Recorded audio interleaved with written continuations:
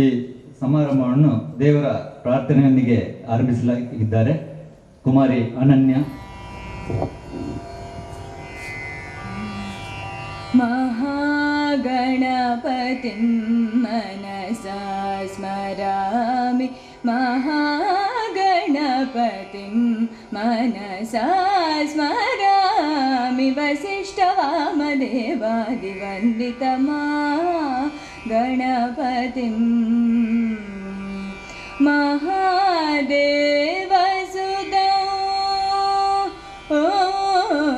ಮಹಾದೇವಸುತೋ ಗುರು ಗುಹನುತೋ, ಮಹಾದೇವಸುತೋ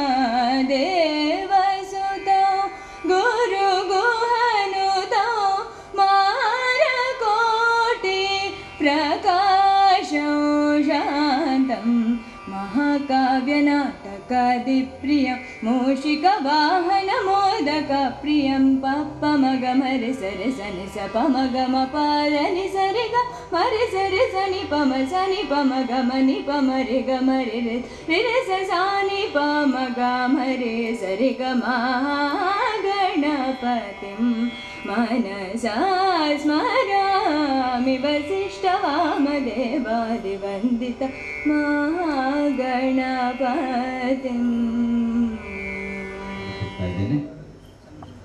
ಬಂದಂತ ಅತಿಥಿ ಗಣ್ಯರನ್ನು ಹಾಗೂ ನಮ್ಮೆಲ್ಲರನ್ನು ಸ್ವಾಗತಿಸಲಿದ್ದಾರೆ ಉತ್ಸವ ಸಮಿತಿ ಆಯಾರಿಯವರು.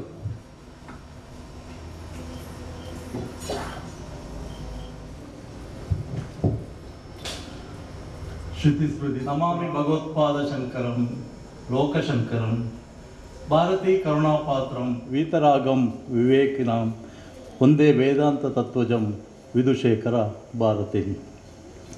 ಶ್ರೀ ಶ್ರೀ ಜಗದ್ಗುರು ಶಂಕರಾಚಾರ್ಯ ಮಹಾಸಂಸ್ಥಾನಂ ದಕ್ಷಿಣಾಮ್ನಾಯ ಶ್ರೀ ಶಾರದಾ ಪೀಠಂ ಶೃಂಗೇರಿ. ಶ್ರೀ ಶ್ರೀ ಜಗದ್ಗುರು ಶಂಕರಾಚಾರ್ಯ ಮಹಾಸಂಸ್ಥಾನ ದಕ್ಷಿಣಾಮ್ನಾಯ ಶ್ರೀ ಶೃಂಗೇರಿ ಶಾರದಾ ಪೀಠಾಧೀಶ್ವರರಾದ ಜಗದ್ಗುರು ಶ್ರೀ ಶ್ರೀ ಭಾರತೀ ತೀರ್ಥ ಮಹಾಸನ್ನಿಧಾನಗಳವರ ಹಾಗೂ ಜಗದ್ಗುರು ಶ್ರೀ ಶ್ರೀ ವಿಧುಶೇಖರ ಭಾರತೀ ಸನ್ನಿಧಾನಗಳವರ ಪರಮಾನುಗ್ರಹದಿಂದ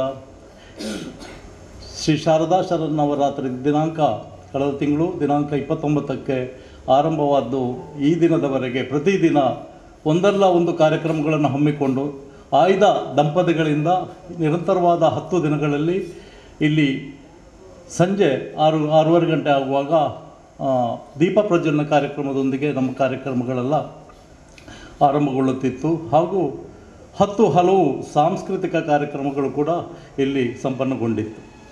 ಹಾಗಿರುವಾಗ ಇವತ್ತು ದಸರಾ 10ನೇ ದಿನದ ವಿಜಯದಶಮಿಯ ಕಾರ್ಯಕ್ರಮದ ಅಂಗವಾಗಿ ಇವತ್ತು ಬೆಳಗ್ಗೆ ವಿದ್ಯಾರಂಭ ಕೂಡ 10 ಹಲವು ಮಕ್ಕಳು ಇಲ್ಲಿ ಬಂದು ವಿದ್ಯಾರಂಭಗಳನ್ನು ಆರಂಭ ಮಾಡಿದ್ದು.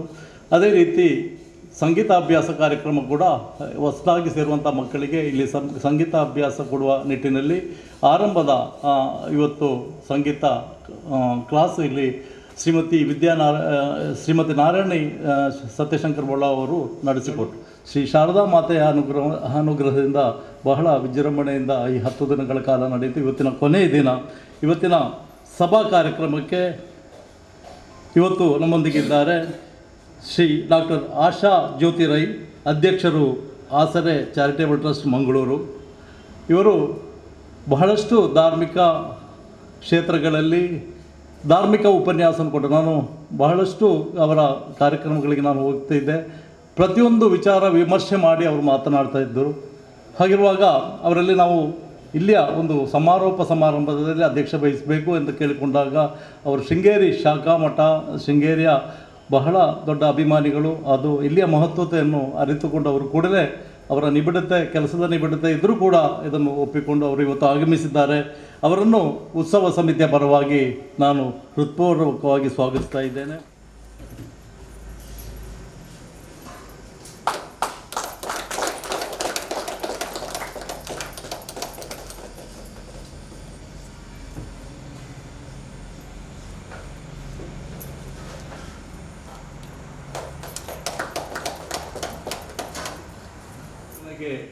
ಇವತ್ತು ನಮ್ಮೊಂದಿಗೆ ಇದ್ದಾರೆ ನಮ್ಮವರೇ ಆದ ಶ್ರೀಯುತ ರವೀಂದ್ರ ಉಳಿದೊಟ್ಟವರು. ಇವತ್ತು ಶ್ರೀಮತಿ ಸೌಮ್ಯ ರವೀಂದ್ರ ಶೆಟ್ಟಿ ಮತ್ತು ಶ್ರೀ ರವೀಂದ್ರ ಶೆಟ್ಟಿ ಉಳಿದಟ್ಟು ಅಧ್ಯಕ್ಷರು ವಿದ್ಯಾರತ್ನ ಆಂಗ್ಲ ಮಾಧ್ಯಮ ಶಾಲೆ ದೇರಳಕಟ್ಟೆ ಇವರು ಇವತ್ತಿನ ಈ ಕಾರ್ಯಕ್ರಮವನ್ನು ನೆರವೇರಿಸುವ ನಿಟ್ಟಿನಲ್ಲಿ ನಮ್ಮೊಂದಿಗಿದ್ದಾರೆ. ಸುಮಾರು 3 ವರ್ಷಗಳ ಕಾಲ ಉತ್ಸವ ಸಮಿತಿಯ ಅಧ್ಯಕ್ಷರಾಗಿ ಸಮರ್ಥವಾಗಿ ನೇತೃತ್ವ ನೀಡಿದ ಶ್ರೀಯುತ ರವೀಂದ್ರ ಶೆಟ್ಟಿಯವರು ಇವತ್ತಿನ ದೀಪ ಪ್ರಜ್ವಲನೆಗೆ ನೆರವೇರಿಸಿಕೊಡ್ಬೇಕು ಅಂತ ಕೇಳಿಕೊಳ್ತಾ ಇದ್ದೇನೆ. ಅದೇ ರೀತಿ ಡಾಕ್ಟರ್ ಮಾಧವಿಯವರು ಶ್ರೀಮತಿ ಸೌಮ್ಯ ಅವರಿಗೆ ಶಾಲು ಹೊದಿಸಿ ಗೌರವಿಸಬೇಕಾಗಿದೆ. ಹಾಗೆ ನಮ್ಮ ಉತ್ಸವ ಸಮಿತಿಯ ಪದಾಧಿಕಾರಿಗಳಾದ ಶ್ರೀ ದೇವದಾಸರಯ್ಯವರು ಶ್ರೀ ರವೀಂದ್ರ ಶೆಟ್ಟಿ ಉಳಿದಟ್ಟು ಅವರಿಗೆ ಶಾಲು ಹೊದಿಸಿ ಸ್ಮರಣಿಕೆಗಳನ್ನು ಕೊಟ್ಟು ಗೌರವಿಸಬೇಕಾಗಿ ಕೇಳಿಕೊಳ್ತಾ ಇದ್ದೇನೆ.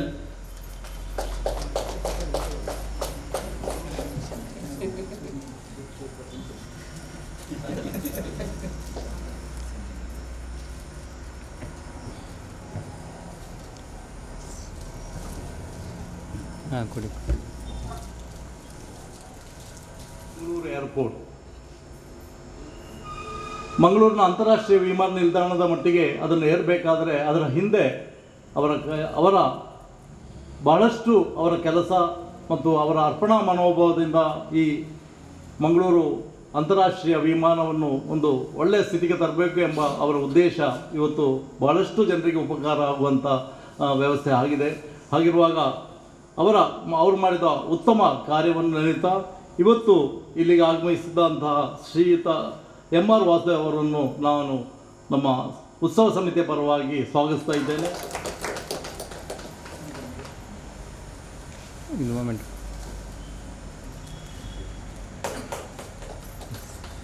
ನಮ್ಮೊಂದಿಗೆ ಕೈ ಜೋಡಿಸುವವರು ಅವರನ್ನು ಧರ್ಮಾಧಿಕಾರಿಗಳು ಶಾಲು ಹಾಕಿಸಿ ಗೌರವಿಸಬೇಕು.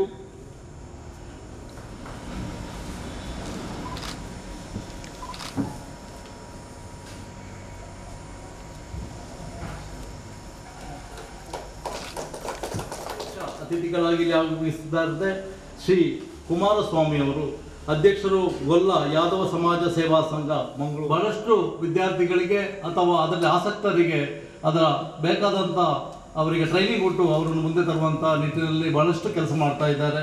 ಅವರು ಇವತ್ತು ಕೂಡ ನಮ್ಮ ಕರೆಗೆ ಹೋಗೊಟ್ಟು ಇಲ್ಲಿ ಆಗಮಿಸಿದ್ದಾರೆ. ಅವರಿಗೆ ಶ್ರೀಯುತ ಸತೀಶ್ ಶೆಟ್ಟಿ ಶ್ರೀ ಧರ್ಮಾಧಿಕಾರಿ ಅವರು ಶಾಲು ಹೊದಿಸಿ ಗೌರವಿಸಬೇಕು ಕೇಳಿಕೊಳ್ತಾ ಇದ್ದಾರೆ.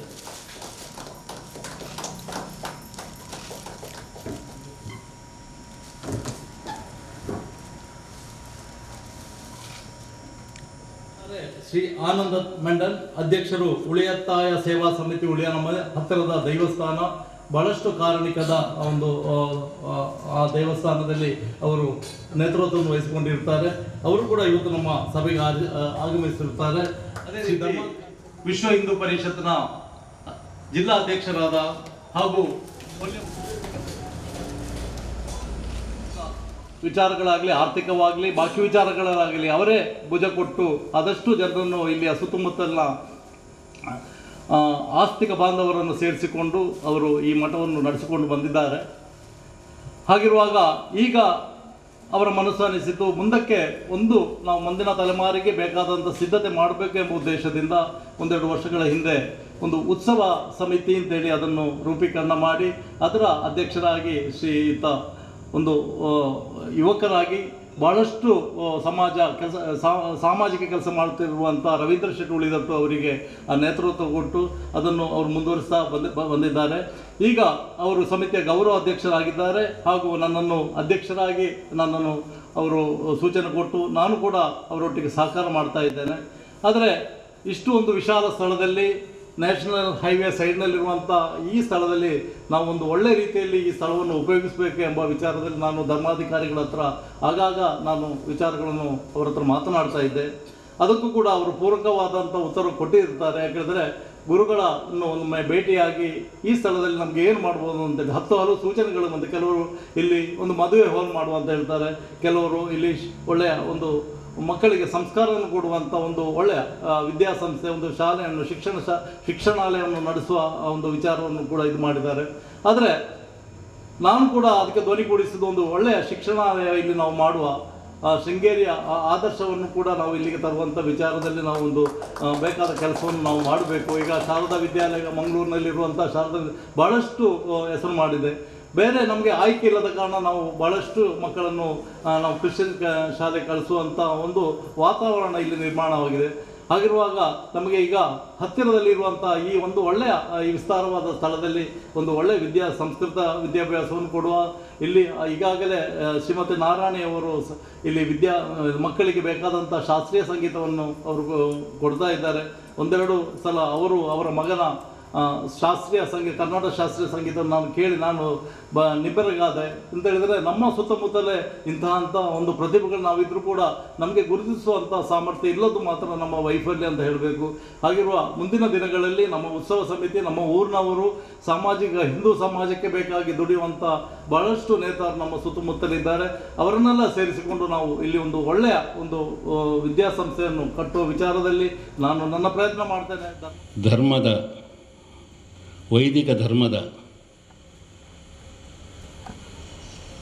ಅದರ ಆಚರಣೆಗೆ ಚ್ಯುತಿ ಬಂದ ಸಂದರ್ಭದಲ್ಲಿ ಅವೈದಿಕ ಮತಗಳನ್ನು ನಿರಾಸಗೊಳಿಸಿ ವೈದಿಕ ಮತವನ್ನು ಪುನಃ ಪ್ರತಿಷ್ಠಾಪಿಸಿ ಭರತಖಂಡದಲ್ಲಿ ಅದು ಆನೂಚಾನವಾಗಿ ನಡೆದುಕೊಂಡು ಬರುವ ದೃಷ್ಟಿಯಲ್ಲಿ ಭರತಖಂಡದ 4 ದಿಕ್ಕುಗಳಲ್ಲಿ 4 ಆಮ್ನಾಯ ಪೀಠಗಳನ್ನು ಸ್ಥಾಪಿಸಿ ಅಲ್ಲಿಂದ ಇದುವರೆಗೆ ಆ ಧರ್ಮದ ಕಾರ್ಯ ನಡೆದುಕೊಂಡು ಬರುತ್ತಾ ಇರುವಂಥದ್ದು ತಮಗೆಲ್ಲರಿಗೂ ತಿಳಿದ ವಿಚಾರ. ಸುಮಾರು 1230 ವರ್ಷಗಳಷ್ಟು ದೀರ್ಘಕಾಲದಲ್ಲಿ ಈ 4 ಮಠಗಳು ನಮ್ಮ ದೇಶದಲ್ಲಿ ಧರ್ಮದ ಪ್ರಚಾರದ ಕೆಲಸವನ್ನು ಮಾಡ್ತಾ ಇರುವಂಥದ್ದು ಅದು ಇತಿಹಾಸ ಎಲ್ಲರಿಗೂ ಗೊತ್ತಿದೆ. ಯತಿಗಳಿಗೆ ಪೀಠಾಧಿಪತಿಗಳನ್ನಾಗಿ ಮಾಡಿ ಇದರ ಜವಾಬ್ದಾರಿಯನ್ನು ವಹಿಸಿಕೊಟ್ಟಿದ್ದಾರೆ. ಇದು ನಮಗೆ ಚರಿತ್ರೆ ಹೇಳ್ತದೆ. ಇಲ್ಲದಿದ್ದರೆ ಸನ್ಯಾಸಿಗಳಿಗೆ ಪೀಠಾಧಿಪತಿ ಇಲ್ಲ. ಅವರು ಯತಿಗಳು, ಅವರು ಊರೂರು ಅಲೆಯುತ್ತಾ ಭಿಕ್ಷೆಯಲ್ಲಿ ಜೀವನವನ್ನು ಮಾಡ್ತಾ ಇರಬೇಕಾದವರು. ಅವರಿಗೆ ಮಠಾಧಿಪತ್ಯದ ಅಧಿಕಾರವನ್ನು ಕೊಡ್ತಾರೆ, ಧರ್ಮದ ಪಾಲನೆಯನ್ನು ಮಾಡಲಿಕ್ಕೆ ಅವರಿಗೆ ಅಧಿಕಾರ ಕೊಡ್ತಾರೆ. ಆಚಾರ ವಿಚಾರಗಳ ನಡೆಸಿಕೊಂಡು ಹೋಗುವುದಕ್ಕೆ, ಅದರ ತಪ್ಪು ಮಾಡಿದರೆ ಅವರನ್ನು ಶಿಕ್ಷಿಸುವ ಅಧಿಕಾರವನ್ನು ಅವರಿಗೆ ಕೊಡ್ತಾರೆ. ಇದರಲ್ಲಿ ರಾಜ ಮಹಾರಾಜರು ಕೂಡ ಸೇರಿಕೊಂಡದ್ದನ್ನು ನಾವು ಕಾಣಬಹುದು. ಹಾಗೆ ಇವತ್ತು ಯಾವುದೇ ಪೀಠಗಳಿದ್ದರೂ ಕೂಡ ಅದಕ್ಕೆ ಕಾರಣ ಆಚಾರ್ಯ ಶಂಕರರು ಇಲ್ಲದೇ ಇರ್ತಿದ್ದರೆ ಇವತ್ತಿನ ಈ ವ್ಯವಸ್ಥೆ ನಮಗೆ ಇರ್ತಿರಲಿಲ್ಲ. ಅದರಲ್ಲಿ ಶೃಂಗೇರಿ ಎನ್ನುವಂಥದ್ದು ಅಧ್ಯಕ್ಷ ಸ್ಥಾನದಲ್ಲಿರುವಂತಹ ಮಠ. ಇವತ್ತು ನಾವು ತುಂಬ ಮಠಗಳನ್ನು ಕಾಣ್ತೇವೆ, ಸ್ವಾಮಿಗಳನ್ನು ಕಾಣ್ತೇವೆ. ಆದರೆ ಇದಕ್ಕೆ ಈ ವ್ಯವಸ್ಥೆಯನ್ನು ಮಾಡಿದವರು ಆಚಾರ್ಯ ಶಂಕರರು. ಅವರ ಅನುಶಾಸನದಲ್ಲಿ ಅವರು ಅದನ್ನು ಸರಿಯಾಗಿ ವಿವರವಾಗಿ ಹೇಳ್ತಾರೆ. ಭಾರತ ಖಂಡವನ್ನು ನಾನು 4 ವಿಭಾಗ ಮಾಡಿದ್ದೇನೆ, ಅದಕ್ಕೆ 4 ವೇದ ಪೀಠಗಳನ್ನು ಮಾಡಿದ್ದೇನೆ, 4 ಯತಿಗಳನ್ನು ಪೀಠಾಧಿಪತಿಗಳನ್ನಾಗಿ ಮಾಡಿದ್ದೇನೆ. ಇವರು ಧರ್ಮದ ಕೆಲಸಗಳನ್ನು ಇಲ್ಲಿ ಮಾಡಿಕೊಂಡು ಬರಬೇಕು. ಧರ್ಮದ ಎಲ್ಲ ವಿಭಾಗದಲ್ಲಿಯೂ ಕೂಡ ಅವರು ಪರಿಣಿತರಾಗಿರಬೇಕು. ಅವರಿಗೆ ಕೆಲವು ನಿಯಮಗಳನ್ನು ಹೇಳ್ತಾರೆ, ಈ ಪೀಠಾಧಿಪತಿಗಳು ಹೇಗೆ ಇರಬೇಕು ಅಂತ ಹೇಳಿ. ಆ ರೀತಿ ಅವರು ಇದು ಮಾಡಬೇಕು. ಆಚಾರ ವಿಚಾರಗಳ ದಂಡಾಧಿಕಾರ ಸ್ಥಾನವನ್ನು ಕೂಡ ಅವರಿಗೆ ಕೊಟ್ಟಿರ್ತಾರೆ. ಆಗಿನ ರಾಜ ಮಹಾರಾಜರುಗಳು ಕೂಡ ಅದಕ್ಕೆ ಸೇರಿಕೊಂಡಿರುತ್ತಾರೆ. ರಾಜರನ್ನು ಶಿಕ್ಷಿಸುವ ಅಧಿಕಾರ ಕೂಡ ಈ 4 ಜಗದ್ಗುರುಗಳಿಗೆ ಇತ್ತು. ಅದನ್ನು ನಾವು ಚರಿತ್ರೆಯಲ್ಲಿ ಕಾಣ್ತೇವೆ. ಹಾಗೆಯೇ ಶೃಂಗೇರಿ ಹೇಳುವಂಥದ್ದು ಎಲ್ಲದಕ್ಕಿಂತ ಪ್ರಧಾನವಾದದ್ದು. ಪ್ರಥಮ ಪೀಠ ಶೃಂಗೇರಿ, ಅಲ್ಲಿಯ ಅಧಿದೇವತೆ ಶಾರದೆ. ಚರಿತ್ರೆಯಲ್ಲಿ ನಮಗೆ ಕಾಣ್ತದೆ, ಮಂಡನ ಮಿಶ್ರರಿಗೂ ಶಂಕರರಿಗೂ ವಾದ ನಡೆದಾಗ ಉಭಯ ಭಾರತೀಯೇ ಅದರ ಜಡ್ಜ್ ಆಗಿದ್ದರು. ಮಂಡನ ಮಿಶ್ರರ ಹೆಂಡತಿ, ಅವರ ವಾದ ವಿವಾದಗಳಿಗೆ ತೀರ್ಪು ಕೊಡೋದು ಮಂಡನ ಮಿಶ್ರರ ಹೆಂಡತಿ. ಅವರ ತೀರ್ಪು ಏನಿತ್ತು, ಪಂಥ ಏನಿತ್ತು, ಯಾರು ಸೋಲ್ತಾರೋ, ಈಗ ಶಂಕರರು ಸೋತರೆ ಸನ್ಯಾಸ ಬಿಟ್ಟು ಗೃಹಸ್ಥನಾಗಿ ಮಂಡನ ಮಿಶ್ರರ ಶಿಷ್ಯ ಆಗಬೇಕು. ಮಂಡನ ಮಿಶ್ರರು ಸೋತರೆ ಅವರು ಸನ್ಯಾಸ ತೆಗೆದುಕೊಂಡು ಶಂಕರರ ಶಿಷ್ಯ ಆಗಬೇಕು. ಇದು ಅವರ ಪಣ. ಇದಕ್ಕೆ ನ್ಯಾಯಾಧೀಶರು ಯಾರು? ಮಂಡನ ಮಿಶ್ರರ ಹೆಂಡತಿ ಉಭಯ ಭಾರತಿ. ಅವಳು ದೊಡ್ಡ ವಿದ್ವಾಂಸೆ. ಅವಳನ್ನೇ ನಾವು ಶಾರದೆ ಅಂತ, ಶೃಂಗೇರಿಯ ಶಾರದೆ ಹೇಳಿದ್ರೆ ಉಭಯ ಭಾರತಿ ಅಂತಲೇ ಒಂದು ಪ್ರತೀತಿ ಇದೆ. ಅಂತಹ ಶಾರದೆಯನ್ನು ಆಚಾರ್ಯ ಶಂಕರರು ಶೃಂಗೇರಿಯಲ್ಲಿ ಪ್ರತಿಷ್ಠೆ ಮಾಡ್ತಾರೆ. ಕರ್ನಾಟಕದಲ್ಲಿ ಪರಕೀಯರ ಆಡಳಿತ ಇರುವ ಸಂದರ್ಭದಲ್ಲಿ ವಿದ್ಯಾರಣ್ಯರನ್ನು ಮುಂದೆ ಇಟ್ಟುಕೊಂಡು ಹಿಂದೂ ಸಾಮ್ರಾಜ್ಯವನ್ನು, ವಿಜಯನಗರ ಸಾಮ್ರಾಜ್ಯವನ್ನು ಕಟ್ಟಿದಂತಹ ಕೀರ್ತಿ ಶೃಂಗೇರಿ ಮಠಕ್ಕೆ ಸಲ್ತದೆ. ವಿದ್ಯಾರಣ್ಯರು ಶೃಂಗೇರಿ ಮಠದ ಜಗದ್ಗುರುಗಳಾಗಿದ್ದರು. ಆವಾಗ ವಿದ್ಯಾಶಂಕರ, ವಿದ್ಯಾತೀರ್ಥರು, ಭಾರತೀ ಕೃಷ್ಣ ತೀರ್ಥರು ಹಾಗೂ ವಿದ್ಯಾರಣ್ಯರು ಮೂವರು ಜಗದ್ಗುರುಗಳು ಒಂದೇ ಸಂದರ್ಭದಲ್ಲಿ ಶೃಂಗೇರಿಯಲ್ಲಿ ಪೀಠಾಧಿಪತಿಗಳಾಗಿದ್ದರು. ಆಗ ವಿದ್ಯಾರಣ್ಯರಿಗೆ ಕರ್ನಾಟಕ ಸಿಂಹಾಸನವನ್ನು ಕಟ್ಟುವಂಥ ಜವಾಬ್ದಾರಿಯನ್ನು ವಹಿಸಿಕೊಡ್ತಾರೆ. ಅವರು ಹಂಪಿಯಲ್ಲಿ ಹೋಗಿ ಹರಿಹರ ಬುಕ್ಕರ ಮೂಲಕ ಹಿಂದೂ ಸಾಮ್ರಾಜ್ಯವನ್ನು ಕಟ್ತಾರೆ. ಆಮೇಲೆ ಶೃಂಗೇರಿ ಮಠಕ್ಕೆ ರಾಜ ಮರ್ಯಾದೆಗಳು ಬರ್ತದೆ. ಶೃಂಗೇರಿಯಲ್ಲಿ ನವರಾತ್ರಿಯಲ್ಲಿ ನಡೆಯುವಂತಹ ಈ ರಾಜ ದರ್ಬಾರು, ಗುರುಗಳ ದರ್ಬಾರು, ಅದು ಯಾವುದೇ ಒಂದು ಅದಕ್ಕೆ ಸಾಟಿ ಇಲ್ಲದಂತಹ ಒಂದು ಕಾರ್ಯಕ್ರಮ. ಅದನ್ನು ನೋಡಬೇಕಾದ ಈಗ ಟಿ ವಿಯಲ್ಲೆಲ್ಲ ಅದನ್ನು ಶಂಕರ ಟಿ ವಿಯಲ್ಲಿ ನಿತ್ಯ ಅದನ್ನು ತೋರಿಸ್ತಾ ಇರ್ತಾರೆ, ಪ್ರತಿ ದಿವಸದ ದರ್ಬಾರಿನ ಕಾರ್ಯಕ್ರಮವನ್ನು. ಇದು ಶೃಂಗೇರಿ ಮಠಕ್ಕೆ ಮಾತ್ರ ಇರುವಂಥದ್ದು.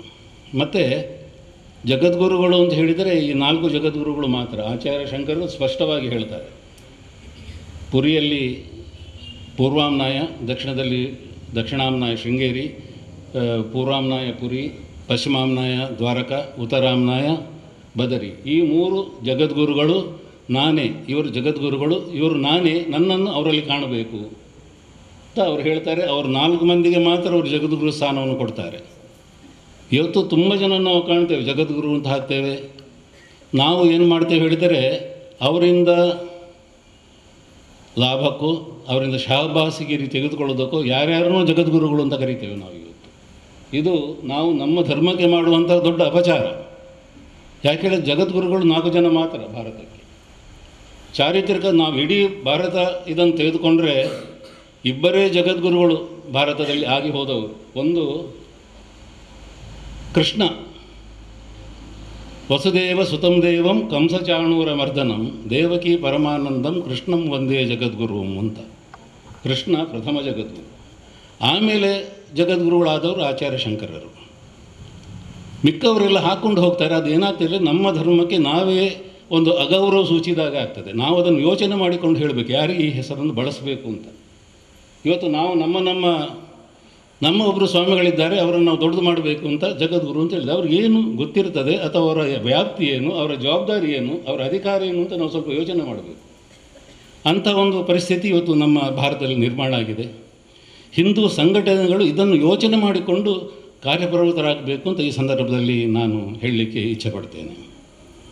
ಯಾಕೋ ನನಗೆ ಹೇಳಬೇಕು ಅಂತ ಕಂಡಿತು. ಕೆಲವು ಕಡೆ ನಾನು ಕಾಗದ ನೋಡುವಾಗ ಯಾರ್ಯಾರೋ ಜಗದ್ಗುರುಗಳು ಅಂತ ಆಗೋದು ಕಾಣ್ತಾರೆ. ನಾವು ಅಂದರೆ ಜಗದ್ಗುರುಗಳಂದರೆ ಏನು ಅಂತ ನಾವು ತಿಳ್ಕೊಳ್ಬೇಕು. ಶುರುವಿಗೆ ಜಗದ್ಗುರು ಆಗಬೇಕಿದ್ರೆ ಶಂಕರಾಚಾರ್ಯರು ಕಾಶ್ಮೀರದಲ್ಲಿ ಸರ್ವಜ್ಞ ಪೀಠವನ್ನು ಏರಬೇಕಾಗಿತ್ತು. ಆಗಿನ ಎಲ್ಲ ಪಂಡಿತರು ಅವರನ್ನು ಜಗದ್ಗುರು ಅಂತ ಹೇಳಿ ಅಲ್ಲಿ ಅವರು ತೀರ್ಮಾನ ಮಾಡ್ತಾರೆ. ಅಂತಹ ಸ್ಥಾನಕ್ಕೆ ಹೋದವರು ಜಗದ್ಗುರುಗಳು ಹಾಕ್ಬೋದು. ಅದು ಆ ಸ್ಥಾನಕ್ಕೆ ಹೋದವರು ಆಚಾರ್ಯ ಶಂಕರರು ಮಾತ್ರ, ಬೇರೆ ಯಾರೂ ಹೋಗಲಿಲ್ಲ. ಎಲ್ಲ ಪಂಡಿತರನ್ನು ಸೋಲಿಸಿ ಇವತ್ತು ಅದು ಆಕ್ಯುಪೈಡ್ ಕಾಶ್ಮೀರಲ್ಲಿ ಉಂಟದು ಆ ಸರ್ವಜ್ಞ ಪೀಠ. ನಾನು ಅಲ್ಲಿಗೆ ಹೋಗಲಿಲ್ಲ. ಕಾಶ್ಮೀರಕ್ಕೆ, ಶ್ರೀನಗರಕ್ಕೆ ಹೋದರೆ ಅಲ್ಲಿ ಶಂಕರಾಚಾರ್ಯ ಬೆಟ್ಟ ಇದೆ, ಅಲ್ಲಿಂದ ಅದು ಕಾಣ್ತದೆ ಅಂತ ಹೇಳ್ತಾರೆ, ಯಾವುದು ಆಕ್ಯುಪೈಡ್ ಕಾಶ್ಮೀರಲ್ಲಿ. ಹಾಗೆ ಅದು ಆ ಪರಂಪರೆಯಲ್ಲಿ ಶೃಂಗೇರಿ ಇವತ್ತು ಯಾವುದೇ ನಾವು ನೋಡ್ಬೋದು. ವ್ಯಾವಹಾರಿಕವಾಗಿ ತೆಗೆದುಕೊಂಡ್ರೆ ಶೃಂಗೇರಿಯ ಜಗದ್ಗುರುಗಳು ಅವರಷ್ಟು ವಿದ್ವಾಂಸರು, ಅವರಷ್ಟು ತಿಳಿದವರು, ಅವರಷ್ಟು ಅನುಷ್ಠಾನ ಮಾಡುವವರು ಬಹುಶಃ ಪ್ರಪಂಚದಲ್ಲಿ ಬೇರೆ ಯಾರೂ ಇಲ್ಲ. ಬೇರೆ ಬೇರೆ ದೇಶದ ದೊಡ್ಡ ದೊಡ್ಡ ಅಲ್ಲಿನ ಇವರು ಯಾವುದು ಆಯಾಯ ಮತದ ಪ್ರಮುಖರು ಭಾರತಕ್ಕೆ ಬಂದರೆ ಶೃಂಗೇರಿಗೆ ಬಂದು ಶೃಂಗೇರಿ ಗುರುಗಳ ದರ್ಶನ ಪಡೆದು ಅವರಿಂದ ಕೆಲವು ವಿಚಾರಗಳನ್ನು ತಿಳ್ಕೊಂಡು ಹೋಗುವಂಥದ್ದು ನಾವು ಇವತ್ತು ಕೂಡ ನಾವು ಕಾಣ್ತೇವೆ.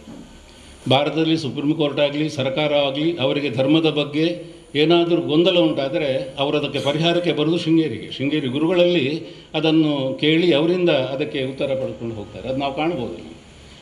ಕೋರ್ಟ್ ಏನಾದರೂ ಅದಕ್ಕೆ ಸುಪ್ರೀಂ ಕೋರ್ಟಾಗಲಿ ಯಾವುದೇ ಆಗಲಿ ಅವರಿಗೆ ಏನಾದರೂ ತಿಳಿಬೇಕಿದ್ರೆ ಅಲ್ಲಿ ಬರ್ತಾರೆ. ಅವರು ಬಂದು ಗುರುಗಳ ಹತ್ರ ಕೇಳಿಕೊಂಡು ಅದಕ್ಕೆ ಪರಿಹಾರ ಕಂಡುಕೊಂಡು ಹೋಗ್ತಾರೆ.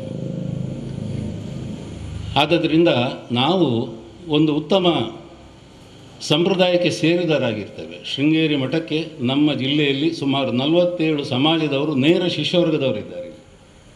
ಇವತ್ತು ನಮ್ಮೊಳಗೆ ನಾವು ಶೃಂಗೇರಿ ಮಠದ ಶಿಷ್ಯವರ್ಗ ಅಂತ ಹೇಳುವುದಕ್ಕೆ ನಮ್ಮಲ್ಲಿ ಹೆಚ್ಚಿನವರಿಗೆ ಗೊಂದಲ ಉಂಟು, ಗೊತ್ತಿಲ್ಲ. ಯಾಕೆ ಹೇಳಿದರೆ ಇಲ್ಲಿ ತುಂಬ ಈಗ ನಾವು ಇತರ ಕಡೆಗೆ ಹೋಗಬಾರ್ದು, ಇದು ಮಾಡಬಾರ್ದು ಅಂತ ಅಲ್ಲ, ಎಲ್ಲ ಕಡೆಗೆ ಹೋಗಬೇಕು. ಯಾಕೆ ಹೇಳಿದರೆ ಎಲ್ಲರೂ ಎಲ್ಲ ಯತಿಗಳು ವಂದನೀಯರೇ. ಆದರೆ ಅವರವರ ಸ್ಥಾನಮಾನಗಳನ್ನು ಅಂತಸ್ತುಗಳನ್ನು ನೋಡಿಕೊಂಡು ನಾವು ಆ ವ್ಯವಹಾರಗಳನ್ನು ಮಾಡಬೇಕು. ನಮಗೆ ನಮ್ಮದೇ ಪಂಗಡಕ್ಕೊಬ್ಬರು ಸ್ವಾಮಿಗಳು ಇರ್ಬೋದು, ಆದರೆ ಆ ಸ್ವಾಮಿಗಳಿಗೆ ಗುರುಗಳು ಶೃಂಗೇರಿಯವರು. ಯಾಕೆಂದರೆ ಈ ಪರಂಪರೆ ಬಂದದ್ದಲ್ಲಿಂದ. ಈಗ ರಾಮಾನುಜ ಪಂಥದವರು ಇದ್ದಾರೆ, ಅವರು ಅದ್ವೈತಕ್ಕೆ ವಿರೋಧ ಇರುವವರು, ವಿಶಿಷ್ಟಾದ್ವೈತಿಗಳು. ಆದರೆ ಅವರು ಶಂಕರ ಜಯಂತಿ ಮಾಡ್ತಾರೆ. ಯಾಕೆ ಅಂತ ಅವ್ರ ಹತ್ರ ಒಮ್ಮೆ ನಾನು ಹೀಗೆ ಕೇಳಿದೆ, ನಿಮ್ಮದು ಮತ ಬೇರೆ ಅಲ್ವಾ? ಇಲ್ಲ, ನಮಗೆ ಆಚಾರ್ಯ ಶಂಕರರು ಪೂರ್ವಾಚಾರ್ಯರು, ಅವರು ಇಲ್ಲ ಅಂತ ಆದರೆ ನಮಗೆ ಈ ಎಲ್ಲ ವ್ಯವಸ್ಥೆಗಳು ಇರ್ತಿರಲಿಲ್ಲ, ನಮಗೆ ಪೀಠವೂ ಇರ್ತಿರಲಿಲ್ಲ, ಪೀಠಾಧಿಪತ್ಯವೂ ಇರ್ತಿರಲಿಲ್ಲ. ಇದಕ್ಕೆ ಕಾರಣ ಆಚಾರ್ಯ ಶಂಕರರು. ಅವರು ನಮಗೆ ಪೂರ್ವಾಚಾರ್ಯರು, ಅವರು ವಂದನೀಯರು. ನಮ್ಮ ಮತ ಬೇರೆ ಇರ್ಬೋದು, ನಾವು ಬೇರೆ ಬೇರೆ ಮತದವರು ಇರ್ಬೋದು, ಆದರೆ ಎಲ್ಲದಕ್ಕೂ ಸಮಗ್ರವಾಗಿ ಶಂಕರಾಚಾರ್ಯರು ನಮಗೆ ಮೂಲ ಗುರುಗಳು ಅಂತ ಅವರು ಹೇಳಿ, ಅವರು ಶಂಕರ ಜಯಂತಿ ಕೂಡ ಚೆನ್ನಾಗಿ ಆಚರಣೆ ಮಾಡ್ತಾರೆ. ಇಲ್ಲಿ ಮಾಡ್ತೇವೆ.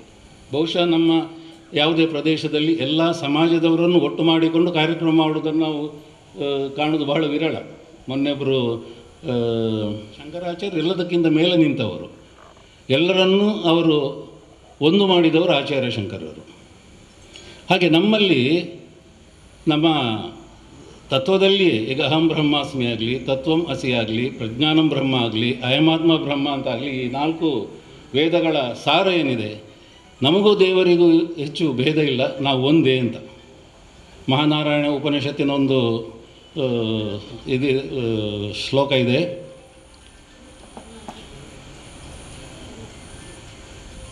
ಏಕೋ ದೇವ ಸರ್ವಭೂತೇಷು ಗೂಢ, ಸರ್ವವ್ಯಾಪಿ ಸರ್ವಭೂತಾಂತರಾತ್ಮ, ಕರ್ಮಾಧ್ಯಕ್ಷ ಸರ್ವಭೂತಾದಿವಾಸ, ಸಾಕ್ಷಿ ಚೇತ ಕೇವಲ ನಿರ್ಗುಣಶ್ಚ ಅಂತ ದೇವರ ಡೆಫಿನೇಷನ್. ಒಬ್ಬನೇ ದೇವರು ಎಲ್ಲ ಜೀವಿಗಳಲ್ಲೂ ಇದ್ದಾರೆ, ಎಲ್ಲರ ಹೃದಯದಲ್ಲಿ ಅವರಿದ್ದಾರೆ, ಎಲ್ಲ ಕಾರ್ಯಗಳಿಗೂ ಅವರು ಅಧ್ಯಕ್ಷರು, ಎಲ್ಲದಕ್ಕೂ ಅವರು ಸಾಕ್ಷಿ, ಅವರು ನಿರ್ಗುಣ, ಆಕಾರ ಇಲ್ಲ. ನನ್ನಲ್ಲಿರುವುದು ಅದೇ ಭಗವಂತ, ಈ ವೇದಿಕೆಯಲ್ಲಿರುವ ಎಲ್ಲರ ಹೃದಯದಲ್ಲಿರುವುದು ಅದೇ ಭಗವಂತ. ನಾವು ದೇಹಗಳು ಬೇರೆ ಬೇರೆ ಅಷ್ಟೇ ಅಲ್ಲದೆ ನಮ್ಮಲ್ಲಿರುವಂತಹ ಆತ್ಮ ಆ ಭಗವಂತನ ಒಂದು ಅಂಶ. ಹೇಗೆ ಕರೆಂಟ್ ಈಗ ಟ್ಯೂಬ್ ಆಗ್ತದೋ, ಈಗ ಇದು ಮೈಕ್ ಆಗ್ತದೋ ಅಥವಾ ಗ್ರೈಂಡರ್ ಆಗ್ತದೋ, ಅದಕ್ಕೆ ಮೂಲ ಯಾವುದು? ಕರೆಂಟ್. ಅದು ನಮಗೆ ಕಾಣಿಸೋದಿಲ್ಲ. ಆ ಕರೆಂಟಿನಿಂದ ಇದೆಲ್ಲ ನಮಗೆ ಗೋಚರಿಸ್ತದೆ. ಹಾಗೆಯೇ ಪ್ರತಿ ವ್ಯಕ್ತಿಗಳಲ್ಲಿ, ಪ್ರಾಣಿಗಳಲ್ಲಿ ಈ ಭಗವಂತ ಪರಬ್ರಹ್ಮ ಆ್ಯಕ್ಟ್ ಮಾಡುವಾಗ, ಆತ್ಮರೂಪದಲ್ಲಿ ಆ್ಯಕ್ಟ್ ಮಾಡುವಾಗ ನಾವಾಗಿರ್ತೇವೆ. ಈಗ ನಾನಿದ್ದೇನೆ ಈಗ ಇಲ್ಲಿ ಮಾತಾಡ್ತಾ, ಒಬ್ಬರು ಬಂದು ಕೇಳ್ತಾರೆ ಅವ್ರು ಯಾರು ಅಂತ, ಅವ್ರು ಸತ್ಯಶಂಕರ್ ಅಂತ, ಹೀಗೆ ಧರ್ಮಾಧಿಕಾರಿಗಳಾಗಿದ್ದಾರೆ ಅಂತ. ಸ್ವಲ್ಪ ಹೊತ್ತಾಗೂ ಹಾರ್ಟ್ ಫೇಲ್ ಆಗಿ ಸತ್ತು ಹೋಯಿತು ಅಂತ ಇಟ್ಕೊಳ್ಳಿ. ಆ ಕೇಳಿ ಅದು ಯಾರ ಹೆಣ ಅಂತ ಕೇಳ್ತಾರೆ. ಹಾಗೇನು ಹೇಳ್ತಾರೆ, ಅದು ಸತ್ಯಶಂಕರನ ಹೆಣ ಅಂತ. ಜೀವದಲ್ಲಿರುವಾಗ ಸತ್ಯಶಂಕರ್ ಅಂತಲೇ ಹೇಳಿದರು, ಸತ್ತ ಕೂಡಲೇ ಸತ್ಯಶಂಕರನ ಹೆಣ ಅಂತ ಹೇಳಿದರು. ಹಾಗಿದ್ದರೆ ಈ ಸತ್ಯಶಂಕರ ಯಾರು? ಅಂದರೆ ಈ ದೇಹದ ಒಳಗಿರುವಂತಹ ಶಕ್ತಿ, ಇದು ಎಲ್ಲರಲ್ಲಿ ಇರುವುದು ಒಂದೇ ಶಕ್ತಿ. ಆದ್ದರಿಂದ ಇವತ್ತು ನಾವು ಜಾತಿ, ಗಂಡು ಹೆಣ್ಣು, ಈ ಭೇದಗಳೆಲ್ಲ ನಾವು ಸೃಷ್ಟಿ ಮಾಡಿದ್ದೇ ಹೊರತು ಎಲ್ಲರ ಹೃದಯದಲ್ಲಿರುವಂತಹ ಆತ್ಮ ಅದು ಒಂದೇ. ಆದ್ದರಿಂದ ನಮ್ಮಲ್ಲಿ ಜಾತಿ ಭೇದ, ವರ್ಗಭೇದ ಇದೆಲ್ಲ ನಾವು ಮಾಡಬಾರ್ದು, ಒಂದಾಗಿರಬೇಕೆನ್ನುವಂಥದ್ದು ಅದ್ವೈತದ ಪ್ರಥಮ ತತ್ವ. ಈ ದೃಷ್ಟಿಯಲ್ಲಿ ನಾವು ನಮ್ಮ ಜೀವನವನ್ನು ನಡೆಸಿಕೊಂಡು ಹೋಗಬೇಕು. ಆ ದೃಷ್ಟಿಯಲ್ಲಿ ನಾವು ಇಲ್ಲಿ ಈ ಮಠದಲ್ಲಿ ಬಹುಶಃ ನಿಮಗೆಲ್ಲ ಅನುಭವಕ್ಕೆ ಬಂದಿರಬಹುದು, ನಾವಿಲ್ಲಿ ಜಾತಿಗೆ ಹೆಚ್ಚು ಪ್ರಾಧಾನ್ಯತೆ ಕೊಡೋದಿಲ್ಲ. ಅವೆಲ್ಲರೂ ಒಂದೇ ಅನ್ನೋ ರೀತಿಯಲ್ಲಿ ನಾವಿಲ್ಲಿ ವ್ಯವಹಾರ ಮಾಡ್ತೇವೆ, ಒಂದಾಗಿ ನಾವು ಜೀವನ ಮಾಡ್ತೇವೆ. ಇದು ನಮ್ಮ ಗುರಿ. ಹಾಗೆ ನಾವು ಈ ಮಠದಲ್ಲಿ ಮಾಡುವ ಎಲ್ಲ ಕಾರ್ಯಕ್ರಮಗಳನ್ನು ಕೂಡ ಎಲ್ಲ ಸಮಾಜದವ್ರನ್ನ ಒಟ್ಟು ಮಾಡಿಕೊಂಡು ನಾವು ಮಾಡ್ತೇವೆ. ನಮ್ಮಲ್ಲಿ ಅವರು ದ್ವೈತಿಗಳು, ಇವರು ಅದ್ವೈತಿಗಳು, ಅವರು ವಿಶಿಷ್ಟಾದ್ವೈತಿಗಳು, ಅವರು ಇನ್ನೊಂದು ಪಂಗಡ ಅಂತ ನಾವು ಭೇದ ಮಾಡೋದಿಲ್ಲ, ಎಲ್ಲರನ್ನೂ ಕರೀತೇವೆ ನಾವು. ಇಲ್ಲಿ ದ್ವೈತಿಗಳು ಕೂಡ ಬರ್ತಾರೆ, ತಾತ್ವಿಕವಾಗಿ ಭಿನ್ನಾಭಿಪ್ರಾಯಗಳಿದೆ. ಆದರೆ ಇಲ್ಲಿ ನಾವು ಒಟ್ಟು ಸೇರುವಾಗ ಆ ಭಿನ್ನಾಭಿಪ್ರಾಯಗಳು ನಮ್ಮಲ್ಲಿ ಇಲ್ಲ, ನಾವು ಒಟ್ಟಾಗಿರ್ತೇವೆ ನಾವು. ಇದು ನಮ್ಮಲ್ಲಿ ಇರಬೇಕಾದದ್ದು. ಇದು ನಮ್ಮ ಮಠದ ಒಂದು ಪ್ರಧಾನ ಅಂತ ಹೇಳ್ಬೋದು, ಅದಕ್ಕೆ ಒಂದು ನಿಯಮ, ನಾವು ಪಾಲಿಸುವಂತಹ ನಿಯಮ. ಹಾಗೆ ಇಲ್ಲಿ ಆ ದೃಷ್ಟಿಯಲ್ಲಿ ನಾವು ಈ ಕಾರ್ಯಕ್ರಮ ಮಾಡುವಾಗ ಒಂದು ಸಮಿತಿ ರಚನೆ ಮಾಡಿ ಎಲ್ಲರನ್ನು ಅದಕ್ಕೆ ಸೇರಿಸಿ ಒಟ್ಟಾಗಬೇಕು ಅನ್ನೋದು ಅವಕಾಶ ಬೇಕು. ಇಲ್ಲ ಖಾಲಿ ಧರ್ಮಾಧಿಕಾರಿ ಸೇರಿಕೊಂಡು ಏನು ಮಾಡಲಿಕ್ಕಾಗ್ತದೆ. ಮುಂಚೆಲ್ಲ ಹಾಗೆ ಮಾಡ್ತಾ ಇದ್ದದ್ದು, ಅದು ನಮಗೆ ಯೋಚನೆ ಬಂತು. ಹಾಗೆ ಎಲ್ಲ ಸಮಾಜದವರನ್ನು ನಾವು ಒಂದು ಮಾಡಿಕೊಂಡು ಇವತ್ತು ಈ ಕಾರ್ಯಕ್ರಮ ಮಾಡಿಕೊಂಡು ಬರ್ತಾ ಇದ್ದೇವೆ. ರವೀಂದ್ರ ಶೆಟ್ಟಿ ಉಳಿದೊಟ್ಟವರು ಪ್ರಥಮ 2 ವರ್ಷಗಳ ಕಾಲ ಅಧ್ಯಕ್ಷರಾಗಿದ್ದುಕೊಂಡು ಒಳ್ಳೆಯ ರೀತಿಯಲ್ಲಿ ಇದನ್ನು ಸಂಘಟಿಸಿಕೊಂಡು ಈ ಕಾರ್ಯಕ್ರಮವನ್ನು ಯಶಸ್ವಿಯಾಗಿ ನಡೆಸಿಕೊಂಡು ಹೋದದ್ದು ನಿಮಗೆಲ್ಲರಿಗೂ ಗೊತ್ತಿದ್ದ ವಿಚಾರ. ಈಗ 1 ವರ್ಷದಿಂದ ಮಧುಸೂದನ ಆಯರವರು ಕೂಡ ಈ ಅವರ ಜವಾಬ್ದಾರಿಯನ್ನು ತನ್ನ ಹೆಗಲಿಗೆ ಹೊತ್ತುಕೊಂಡು ಅದೇ ರೀತಿ ಒಳ್ಳೆಯ ರೀತಿಯಲ್ಲಿ ಎಲ್ಲ ಕಾರ್ಯಕ್ರಮಗಳನ್ನು ಅದಕ್ಕೆ ಅಳವಡಿಸಿಕೊಂಡು ಮಾಡಿಕೊಂಡು ಬರ್ತಾ ಇದ್ದಾರೆ. ಇದರ ಜೊತೆ ಸೀತಾರಾಮ್, ಅನಂತಕೃಷ್ಣ, ಹೀಗೆ ತುಂಬ ಜನ ಎಲ್ಲ ಇದ್ದಾರೆ ಇದರಲ್ಲಿ. ವಿಜಯಕುಮಾರ್ ಅಡ್ವೊಕೇಟ್ ಇವರೆಲ್ಲ ಒಟ್ಟು ಸೇರಿಕೊಂಡು, ಪ್ರಫುಲ್ಲ ಇವರು, ಡಾಕ್ಟರ್ ಮಾಧವಿ, ಎಲ್ಲರೂ ಒಟ್ಟು ಇದರಲ್ಲಿ ನಮ್ಮೊಳಗೆ ನಾವು ಒಟ್ಟು ಸೇರುವಾಗ ಒಂದು ಮನೆಯವರು ಒಟ್ಟು ಸೇರಿದ ಹಾಗೆ. ಅವ್ರು ಯಾವ ಜಾತಿಯೋ ನಾವು ಯಾವ ಜಾತಿ ಅದನ್ನಲ್ಲಿ ಪ್ರಶ್ನೆ ಬರುವುದಿಲ್ಲ. ಒಂದು ಮನೆಯಲ್ಲಿ ನಾವೊಂದು ಹಬ್ಬ ಆಗುವಾಗ ಹೇಗೆ ಒಟ್ಟು ಸೇರ್ತೇವೆ ಆ ರೀತಿ ನಾವಿಲ್ಲಿ ಒಟ್ಟು ಸೇರ್ತೇವೆ. ಆ ರೀತಿ ನಾವು ನಮ್ಮ ಸಮಾಜ ಬೆಳವಣಿಗೆ ಆಗಬೇಕು ಎನ್ನುವ ದೃಷ್ಟಿಯಲ್ಲಿ ನಾವಿಲ್ಲಿ ಕಾರ್ಯಕ್ರಮ ಮಾಡಿಕೊಂಡು ಬರ್ತಾ ಇದ್ದೇವೆ. ಇವತ್ತು ನಾವು ಶ್ರೀಮತಿ ಆಶಾ ಜ್ಯೋತಿ ರೈ ಅವರನ್ನು ಇದರ ಅಧ್ಯಕ್ಷತೆ ವಹಿಸಬೇಕು. ನಾವು ಯಾವಾಗಲೂ ಹಿಂದೊಮ್ಮೆ ಚೌತಿಗೆ ಕರಿಬೇಕಂತ ಇದ್ದೆವು. ಆಗ ಅವರಿಗೆ ಈ ಸರಿ ಚೌತಿ ಮತ್ತು ಗೌರಿ ಹಬ್ಬ ಒಂದೇ ದಿವಸ ಬಂದದ್ದರಿಂದ ಅವರಿಗೆ ಅವರ ಮನೆಯಲ್ಲಿ ಕಾರ್ಯಕ್ರಮ ಚೌತಿ ಇದ್ದದ್ರಿಂದ ಬರಲಿಕ್ಕೆ ಆಗಲಿಲ್ಲ. ಅವರಿಗೆ ಗೌರಿ ಹಬ್ಬ ಬೇರೆ ದಿವಸ ಯಾವಾಗಲಿನಾಗೆ ಬರ್ತಿದ್ರೆ ಅವರಿಗೆ ಬರಲಿಕ್ಕೆ ಆಗ್ತಿತ್ತು. ಹಾಗೆ ಇದಕ್ಕೆ ಬರುವ ನಾವು ನಮ್ಮ ದೇವದಾಸರು ಇದಕ್ಕೆ ಕರೆಯುವವರನ್ನು ಹೇಳಿದೆ, ಇದು ಸಣ್ಣ ಸಭೆ, ಚೌತಿ ಆದರೆ ದೊಡ್ಡ ಸಭೆ ಇರ್ತದೆ, ಹಾಗೆ ಅವರಿಂದ ಹೆಚ್ಚು ಜನರಿಗೆ ಒಂದು ಸಂದೇಶ ಸಿಗಬೇಕೆನ್ನೋ ದೃಷ್ಟಿಯಲ್ಲಿ ನಾವು ಅವರನ್ನು ಕರೀಲಿಕ್ಕಿದೆ. ಇದು ಸಣ್ಣ ಸಭೆ ಅಲ್ಲ, ನಾವು ಅವರನ್ನು ಹೇಗೆ ಕರೆಯುವುದು ಅಂತ ಒಂದು ಸಂಕೋಚವು ನಮಗೆ ಆಯಿತು. ಆಗ ಅವರು ಹೇಳಿ ಅದೆಲ್ಲ ಇಲ್ಲ, ಅವರು ಅದೆಲ್ಲ ತಲೆಗೆ ಇಟ್ಕೊಳ್ಳೋದಿಲ್ಲ. ಅವ್ರಿಗೆ ಅಂದರೆ ಒಳ್ಳೆಯ ಒಂದು ಕೂಟ, ಒಳ್ಳೆಯ ಒಂದು ಕಾರ್ಯಕ್ರಮ ಆಗಬೇಕು, ಆ ದೃಷ್ಟಿಯಲ್ಲಿ ಅವರು ಬರ್ತಾರೆ, ನೀವು ಅದ್ರ ಬಗ್ಗೆ ತಲೆ ಕೆಡಿಸ್ಕೊಡ್ಬೇಡಿ ಅಂತ. ಮತ್ತೆ ನನಗೆ ಧೈರ್ಯ ಬಂತು, ಹಾಗೆ ಅವರನ್ನು ನಾವು ಕರೆದಿದ್ದೇವೆ. ಅವರು ಸಮಾಜದಲ್ಲಿ ತುಂಬ ಸಮಾಜ ಪರ ಕೆಲಸ ಮಾಡ್ತಾರೆ. ಅವರ ಸಂಸ್ಥೆಯ ಮೂಲಕ ಅವರ ಅಧ್ಯಕ್ಷರು ದೀಪ ಬೆಳಗಿಸಬೇಕು ಅಂತ ಅಧ್ಯಕ್ಷರು ಉದ್ಘಾಟನೆ, ಇವರು ಸಮಾರೋಪ ಕಾರ್ಯಕ್ರಮಕ್ಕೆ ಅಂತ ಹೇಳಿ, ಅದು ಹೆಸರು ಮಾತ್ರ ಅಧ್ಯಕ್ಷ ಗೌರವಾಧ್ಯಕ್ಷ ಅಂತಷ್ಟೇ, ಎಲ್ಲ ಒಂದಾಗಿ ಅವರು ಕೆಲಸ ಮಾಡ್ತಾರೆ, ಅದರಲ್ಲಿ ಏನು ಭೇದ ಏನಿಲ್ಲ.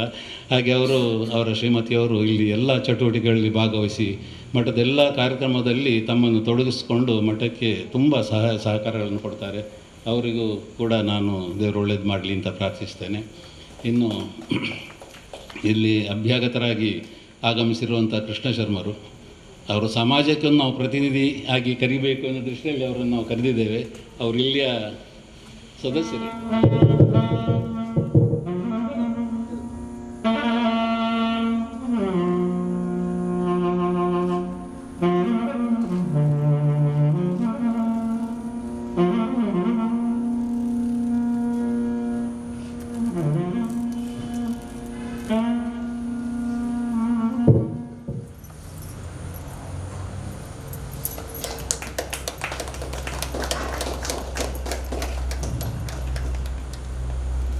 ಮೇಡಮ್ ನಿಂತ್ಕೊಳ್ಳಿ ಒಟ್ಟಿಗೆ. ಧನ್ಯವಾದಗಳು. ಮಠವನ್ನು ಕಳೆದ 40 ವರ್ಷಗಳಿಂದ ಬಹಳ ವ್ಯವಸ್ಥಿತವಾಗಿ ನಡೆಸಿಕೊಂಡು ಬಂದಿರತಕ್ಕಂಥ ಈ ಸಮಾಜದ ಗೌರವಾನ್ವಿತರು ಮಾರ್ಗದರ್ಶಕರಾಗಿರೋಂಥ ಸತ್ಯಶಂಕರ ಬೊಳ್ಳವರವರ ಮಾರ್ಗದರ್ಶನದಲ್ಲಿ ನಡೆಯುತ್ತಿರುವಂಥ ಇವತ್ತಿನ ಈ ಒಂದು ಕಾರ್ಯಕ್ರಮ ನಮ್ಮ ಶರಣ್ಣವರಾತ್ರಿಯ ಕೊನೆಯ ವಿಜಯದಶಮಿಯ ಸಮಾರೋಪದ ಸಮಾರಂಭ. ಕಳೆದ 3 ವರ್ಷಗಳಲ್ಲಿ ಈ ಒಂದು ಮಠದಲ್ಲಿ ಉತ್ಸವ ಸಮಿತಿಯೊಂದನ್ನು ಮಾಡುವ ಚಿಂತನೆಯನ್ನು ಮಾಡುವುದರ ಮೂಲಕ ಧರ್ಮಾಧಿಕಾರಿಗಳು ನಮ್ಮೆಲ್ಲರನ್ನು ಸೇರಿಸಿಕೊಂಡು ಒಂದು ಸಮಿತಿಯನ್ನು ಮಾಡಿ ಆ ಸಮಿತಿಯ ಅಧ್ಯಕ್ಷತೆಯನ್ನು ವಹಿಸಿಕೊಳ್ಳುವಂತೆ ನಮ್ಮಲ್ಲಿ ಕೇಳಿದಾಗ ನಮ್ಮೆಲ್ಲರ ಈ ಊರಿನ ಸಜ್ಜನ ಬಂಧುಗಳನ್ನು ಸೇರಿಸಿಕೊಂಡು ಒಂದು ಸಮಿತಿಯನ್ನು ಮಾಡುವುದರ ಮೂಲಕ ಕಳೆದ 3 ವರ್ಷಗಳಿಂದ ಶಾರದಾ ಮಾತೆಯ ಒಂದು ಅಳಿಲ ಸೇವೆಯನ್ನು ಮಾಡುವಂತಹ ಜವಾಬ್ದಾರಿಯನ್ನು ಧರ್ಮಾಧಿಕಾರಿಗಳು ನನಗೆ ನೀಡಿದರು. ನಮ್ಮೆಲ್ಲ ಉತ್ಸವ ಸಮಿತಿಯ ಪದಾಧಿಕಾರಿಗಳು ಸದಸ್ಯರು ಎಲ್ಲರ ಸಹಕಾರದಿಂದ ಅದನ್ನು ನಡೆಸಿಕೊಂಡು ಬಂದ ಸಂದರ್ಭದಲ್ಲಿ ನಾನು ಕೂಡ ಒಂದು ವಿದ್ಯಾಸಂಸ್ಥೆಯನ್ನು ಶಾರದಾ ಮಾತೆಯ ಆಶೀರ್ವಾದದಿಂದ ನಡೆಸುತ್ತಿರುವಂತಹ ಈ ಒಂದು ಅವಕಾಶವನ್ನು ಉಪಯೋಗಿಸಿಕೊಂಡು ನಮ್ಮೆಲ್ಲರ ಹಿರಿಯ ಕಿರಿಯ ಬಂಧುಗಳ ಸಹಕಾರದಿಂದ ಆ ಒಂದು ದೇವತಾ ಕಾರ್ಯವನ್ನು ಮಾಡುವಂತಹ ಅವಕಾಶ ನನ್ನ ಪಾಲಿಗೆ ಬಂದದ್ದು ಕೂಡ ನನ್ನ ಒಂದು ಸೌಭಾಗ್ಯ ಅಂತ ಹೇಳುತ್ತಾ, ಇವತ್ತಿನ ದಿನ ಈ ಒಂದು ದೀಪ ಪ್ರಜ್ವಲನೆಯನ್ನು ಮಾಡುವಂತಹ ಸಂದರ್ಭದಲ್ಲಿ ನಮ್ಮ ಉದ್ಘಾಟನಾ ಸಮಾರಂಭ ಮೊನ್ನೆ ನಮ್ಮ ಈ ಒಂದು ಸಮಿತಿಯ ಅಧ್ಯಕ್ಷರು ಮಧುಸೂದನ ಆಯರ್ ಅವರ ನೇತೃತ್ವದಲ್ಲಿ ಇವತ್ತು ಕೊನೆಯ ಈ ಒಂದು ದೀಪ ಪ್ರಜ್ವಲನೆಯನ್ನು ನನ್ನಿಂದ ಮಾಡಿಸಿದಂತಹ ಗೌರವಾನ್ವಿತ ಧರ್ಮಾಧಿಕಾರಿ ಸತ್ಯಶಂಕರ ಬೊಳ್ಳವರಿಗೆ ಮನಸ್ಸ ಸ್ಮರಿಸುತ್ತಾ ವಂದಿಸುತ್ತಾ, ಪ್ರತಿದಿನ ಒಳ್ಳೊಳ್ಳೆ ಕಾರ್ಯಕ್ರಮಗಳು ಈ ಒಂದು ವೇದಿಕೆಯಲ್ಲಿ ಆಗುವಂಥದ್ದನ್ನು ನಾವು ನೋಡ್ತೇವೆ. ಎಲ್ಲದಕ್ಕೆ ಮುಖ್ಯವಾಗಿ ಬಹಳ ಭಯ ಭಕ್ತಿಯಿಂದ ನಡೆಯುವಂತಹ ನಮ್ಮ ಕಾರ್ಯಕ್ರಮ ಕಳೆದ ಬಾರಿ 1.5 ವರ್ಷದ ಹಿಂದೆ ಶೃಂಗೇರಿ ಮಠದ ಉಭಯ ಜಗದ್ಗುರುಗಳು ಬಂದಂಥ ಸಂದರ್ಭದಲ್ಲಿ ಬೇರೆ ಬೇರೆ ಕಾರ್ಯಕ್ರಮಗಳು ಮಾಡಿದ್ರೂ ಕೂಡ ಆ ಒಂದು ಕಾರ್ಯಕ್ರಮ ಬಹಳ ಐತಿಹಾಸಿಕವಾಗಿ ನಡೆದದ್ದು. ಧರ್ಮಾಧಿಕಾರಿಗಳ ನೇತೃತ್ವದಲ್ಲಿ ನಮ್ಮ ಉತ್ಸವ ಸಮಿತಿಯ ಎಲ್ಲರೂ ಕೂಡ ಬಹಳ ಒಂದು ಭಯಭಕ್ತಿಯಿಂದ ಆ ಒಂದು ಕಾರ್ಯಕ್ರಮದಲ್ಲಿ ತೊಡಗಿಸಿಕೊಂಡು ಸುಮಾರು 2,500-3,000 ಜನ ಸೇರಿ ಈ ಒಂದು ಮಠದಲ್ಲಿ ಆದಂಥ ಕಾರ್ಯಕ್ರಮ. ಅದರಲ್ಲೂ ಕೂಡ ನಾನು, ನಮ್ಮ ಧರ್ಮಾಧಿಕಾರಿಗಳು, ನಮ್ಮೆಲ್ಲ ಸಮಿತಿಯ ಗೌರವಾನ್ವಿತರು ಸೇರಿ ಸುಮಾರು 46 ವಿವಿಧ ಸಮಾಜದ ಬಂಧುಗಳನ್ನು, ಅವರ ಆ ಸಮಾಜದ ಅಧ್ಯಕ್ಷರನ್ನು ಸೇರಿಸಿಕೊಂಡು ಮಾಡಿದಂಥ ಕಾರ್ಯಕ್ರಮ ನನಗೆ ಬಹಳ ಒಂದು ಆ ಸಂದರ್ಭದಲ್ಲಿ ಬಹಳ ಒಂದು ಎಲ್ಲರ ಒಂದು ಮೆಚ್ಚುಗೆಗೆ ಪಾತ್ರವಾದಂತಹ. ಅದರಲ್ಲೂ ಕೂಡ ಉಭಯ ಜಗದ್ಗುರುಗಳು ಆ ಬೀರಿ ಜಂಕ್ಷನ್ನಿಂದ ಅವರನ್ನು ಆ ಒಂದು ವೈಭವೋಪೇತ ಮೆರವಣಿಗೆಯಲ್ಲಿ ನಾವೆಲ್ಲರೂ ಸೇರಿಕೊಂಡು ಬಹಳ ಭಯಭಕ್ತಿಯಿಂದ ನಡೆಸಿಕೊಂಡಂಥ ರೀತಿಯಲ್ಲಿ ಆ ಬಳಿಕ ಇಲ್ಲಿ ನಡೆದಂಥ ಸಭಾ ಸಮಾರಂಭದಲ್ಲೂ ಕೂಡ ಉಭಯ ಜಗದ್ಗುರುಗಳು ನಮಗೆಲ್ಲರಿಗೂ ಕೂಡ ಬಹಳ ಒಳ್ಳೆಯ ರೀತಿಯಲ್ಲಿ ಶುಭಾಶೀರ್ವಾದವನ್ನು ಕೂಡ ಮಾಡಿದರೂ ಕೂಡ ನಮ್ಮೆಲ್ಲರೂ ಕೂಡ ಧನ್ಯರಾಗಿದ್ದೇವೆ. ಆ ನಿಟ್ಟಿನಲ್ಲಿ ಇವತ್ತು ಇಡೀ ಹಿಂದೂ ಧರ್ಮದ ಏಳಿಗೆಗಾಗಿ ಶ್ರಮಿಸಿ ಇಡೀ ತನ್ನ ಜೀವನವನ್ನೇ ಹಿಂದೂ ಧರ್ಮಕ್ಕಾಗಿ ಮಿಡಿಪಾಗಿಟ್ಟಂತಹ ನಮ್ಮ ಆದಿ ಶಂಕರಾಚಾರ್ಯರ ಆ ಒಂದು 4 ಆಮ್ನಾಯ ಪೀಠಗಳ ಬಗ್ಗೆ ಈಗಾಗಲೇ ನಮ್ಮ ಧರ್ಮಾಧಿಕಾರಿಗಳು ತಿಳಿಸಿದ್ದಾರೆ. ಈ ಒಂದು ಬಹಳ ಒಂದು ಉನ್ನತವಾದಂತಹ ಈ ಒಂದು ಮಠಗಳು ಮಾಡುತ್ತಿರುವಂತಹ ಕೆಲಸ. ಇವತ್ತು ಶೃಂಗೇರಿ ಜಗದ್ಗುರುಗಳ ನಾವು ಯಾವುದೇ ಒಂದು ಕೆಲಸ ಕಾರ್ಯಗಳನ್ನು, ಶುಭ ಕಾರ್ಯಕ್ರಮಗಳನ್ನು ಮಾಡುವಾಗ ನಮಗೆ ಜ್ಯೋತಿಷ್ಯ ಪ್ರಶ್ನೆಯಲ್ಲಿ ಕಂಡುಬರುವುದು ಮೊದಲು ನೀವು ಶೃಂಗೇರಿಗೆ ಹೋಗಿ ಅಂತ ನನ್ನ ಅನುಭವ. ನಮ್ಮ ಮನೆಯ ಕುಟುಂಬದ ಬೇರೆ ಬೇರೆ ಕೆಲಸದಲ್ಲೂ ಕೂಡ ಶೃಂಗೇರಿ ಜಗದ್ಗುರುಗಳ ಪಾದಪೂಜೆ ಮಾಡುವಂಥ ಹಲವಾರು ಪ್ರಸಂಗಗಳು ಬಂದಿರುವಂಥದ್ದು ನನ್ನ ಅನುಭವಕ್ಕೆ ಬಂದಿದೆ. ಅದರಲ್ಲೂ ಕೂಡ ಈ ಒಂದು ಮಠದ ಉತ್ಸವ ಸಮಿತಿಯಲ್ಲಿ ಸೇರಿಕೊಂಡ ಮೇಲೆ ನಮ್ಮ ಧರ್ಮಾಧಿಕಾರಿಗಳ ನೇತೃತ್ವದಲ್ಲಿ ಯಾವತ್ತೂ ಕೂಡ ಶೃಂಗೇರಿಯ ಉಭಯ ಜಗದ್ಗುರುಗಳನ್ನು ನಾವು ಮಾಧ್ಯಮದಲ್ಲಿ ನೋಡುವಂಥ ಸಂದರ್ಭದಲ್ಲಿ ಈ ಒಂದು ಮಠಕ್ಕೆ ಸೇರಿದ ನಂತರ 2-3 ಬಾರಿ ನೇರವಾಗಿ ಆ ಉನ್ನತ ಪೀಠದ ಎದುರು ನಮ್ಮನ್ನು ಉಭಯ ಜಗದ್ಗುರುಗಳ ಒಂದು ಆಶೀರ್ವಾದವನ್ನು ಪಡೆಯುವಂಥ ಸಂದರ್ಭ ರೋಮಾಂಚನ ಆಗ್ತಿದೆ. ಯಾಕೆಂತ ಹೇಳಿದ್ರೆ ನಾನು ಬೇರೆ ಬೇರೆ ಸಮಾಜದಲ್ಲಿ ಬೇರೆ ಬೇರೆ ಸ್ವಾಮೀಜಿಯವರ ಆ ಮಠ ಮಂದಿರಗಳ ಒಂದು ಸಂದರ್ಭದಲ್ಲಿ ಆ ಒಂದು ಶೃಂಗೇರಿ ಮಠ ಅಷ್ಟು ಐತಿಹಾಸಿಕವಾದದ್ದು, ಅಷ್ಟು ಮಹತ್ವದ್ದು, ಅಷ್ಟು ಭಯಭಕ್ತಿಯಿಂದ ಕೂಡಿದಂಥ ಮಠಕ್ಕೆ ಹೋಗುವ ಸಂದರ್ಭದಲ್ಲಿ ಬಹಳ ಒಂದು ಗೌರವಪೂರ್ಣವಾದ ಭಾವನೆ ನಮ್ಮಲ್ಲಿ ಬರುವಂಥದ್ದು.